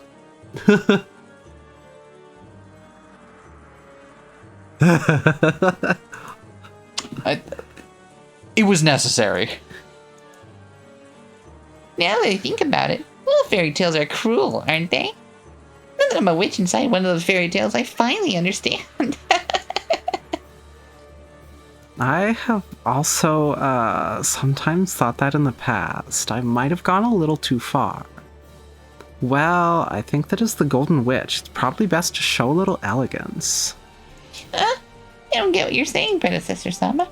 But there's one thing I do understand. No matter how hard I try now, I'm no match for how cruel you are. I gotta try much, much harder. I gotta become more cruel and become an excellent Golden Witch. Like I said, you've already done enough here. Anyway, this is an order from me as your predecessor. That's enough for the second Twilight. I'll show you how it's done. Stand back and watch. Yes, Predecessor Sama, I can't wait to see what brutal, cruel, and disgusting method of killing you can use. The new witch grasped the sides of her skirt and gave a graceful bow. Stepping back as an expectant gaze rose to her face. She was expecting an even more cruel magic that surpassed even herself. Well, speaking of that, you're only half a witch if you can only kill with methods like that. I shall show you an elegant way to kill, worthy of the Golden Witch. When Beato waved her pipe, 7 colors of smoke poured out, reviving Rosa and Maria. Compared to how the new Beatrice had done it a short while ago, it was slightly gentler. It was probably gentler than how Beato had done it herself up until now. Rosa's consciousness had already grown dim from the pain of so many repeated deaths. But even so, she pleaded that her daughter be spared. Please, have mercy. Even if it's just Maria, have mercy. Mama. I thought Maria understood what this entailed. Yeah? Clearly not. Sorry, my disciple just acted without restraint for a bit. I like Beato trying to look smug and no. Forgive me. Beatrice! When Maria realized it was the real Beatrice, she jumped onto her. You promised, right, Beato? You promised you'd take me to Golden Land, right? There I'll be friendly with Mama and everyone will laugh together. You promised you'd take me there, right? About that, I can no longer keep that promise. Because someone appeared who could solve the riddle. I am no longer the Golden Witch Beatrice. So, sorry. I can no longer keep my promise with you. Why? Hey! You promised! I'm sorry. I'm truly sorry. So at least, an apology for not being able to keep my promise. I'll give you a quiet sleep that will never be disturbed again. Beato embraced Maria with a loving expression on her face. Then, softly, a red bruise appeared on Maria's neck. It was a very gentle bruise.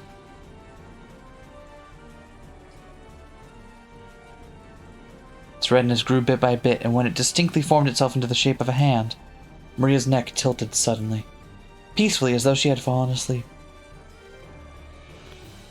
Maria! Maria! Sorry, I won't apologize that you were the sacrifices for the second Twilight.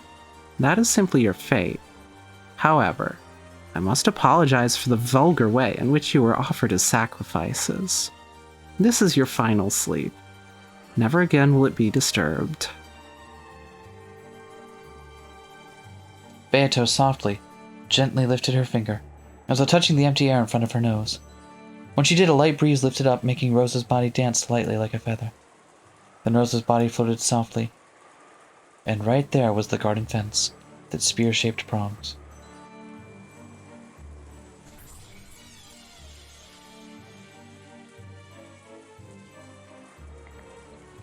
The spear of the fence pierced Rosa's medulla oblongata. Benevolently, without toying with her, in a single blow, Rosa's life was snapped out. Compared to the earlier, innocent yet cruel events, it seemed to be over much too fast. Looked just like a doll shaped like Rosa was leaning against the fence, but she had passed away.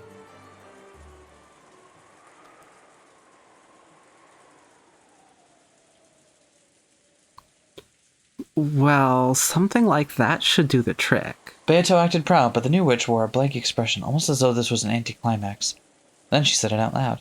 It's kind of plain. Not at all like the predecessor Sama Ronove told me about. Well, you must use magic with dignity, right? If it's too, undignified, that isn't very elegant. Even though you're lucky enough to have the magic to do these wonderful things endlessly. How boring. Hey, don't complain. The path of the Golden Witch cannot be completed in a day. You're still incomplete until you finish the 10th twilight. For now, stay quiet and follow my instructions. Got it? What happened to your answer? Your answer. Sure. Okay. Very well, that will do. Well, there is still much to do for the resurrection ceremony. You still have to kill 5 people. You should do it without toying with them too much, with beauty and dignity. And with at least a little restraint, okay? What Ronove told you about how I did it, that was a bad example. You mustn't use that as a model. Engrave that into your heart. Carve it into your soul, kid. Okay, now I understand. Carve it into your soul. Yes, predecessor Sama. I don't think she's going to go along with it. I think she's just going to kill Beato. Because why wouldn't she? I don't know if she can. A good answer. Ronove, the 7 stakes of purgatory, arise. Yes, milady. I, Ronove, am here. This is our pride, right there. Up until this point, I've been a little flashy, but, well, the dignity of the Golden Witch is also important, and about that... As Ronove laughed at Beato's uncharacteristically flustered speech, he summed it up for her. Certainly. From now on, we will be careful to act in a graceful manner suitable for the name of the Golden Witch. Even the 7 Sisters of Purgatory will reform their bad behavior up until now, and we shall aspire to perform our task in the quickest possible manner. Would that be acceptable, milady? Indeed, that's it, more or less. Everyone, carve it into your souls, okay? Where did you pick up that turn of phrase? I don't know. I was skipping through the fragments, and I wound up in this one where everybody would... I know this is going to sound crazy. Birds. It was all birds. All right, well, let's just get everybody together, and we'll just... Yes, certainly. That is all I wish to say. You may leave now. Certainly. If you would excuse me. Meh!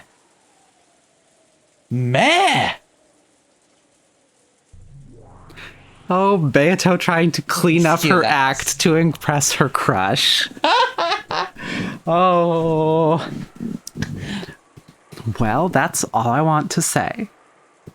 So take care as you move forward, understand?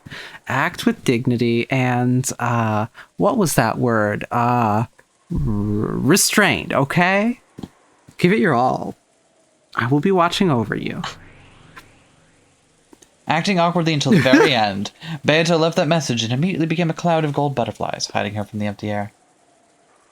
Maybe it'd be more accurate to say she vanished in a hurry because she couldn't keep up the conversation. After that, all that remained was Maria's corpse lying down and pounded by the rain, Rosa's corpse propped up by the fence and staring up at the sky, and the figure of the witch. Show some restraint, you say? Her expression looked just a little bored. There was a popping sound. It was probably her clicking her tongue. What a boring person. Leaving that last sentence behind, she once again vanished into the empty air.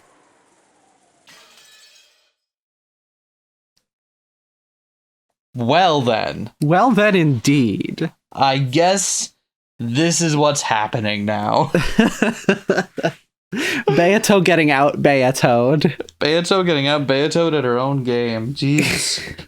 All right, well. Thought I was the hero of this fucking game, and why is everyone treating me like an old stick in the mud? How the hell could you... God, no wait, I forget, I'm not tugging to you. Fuck. Still not tugging to you. Ah.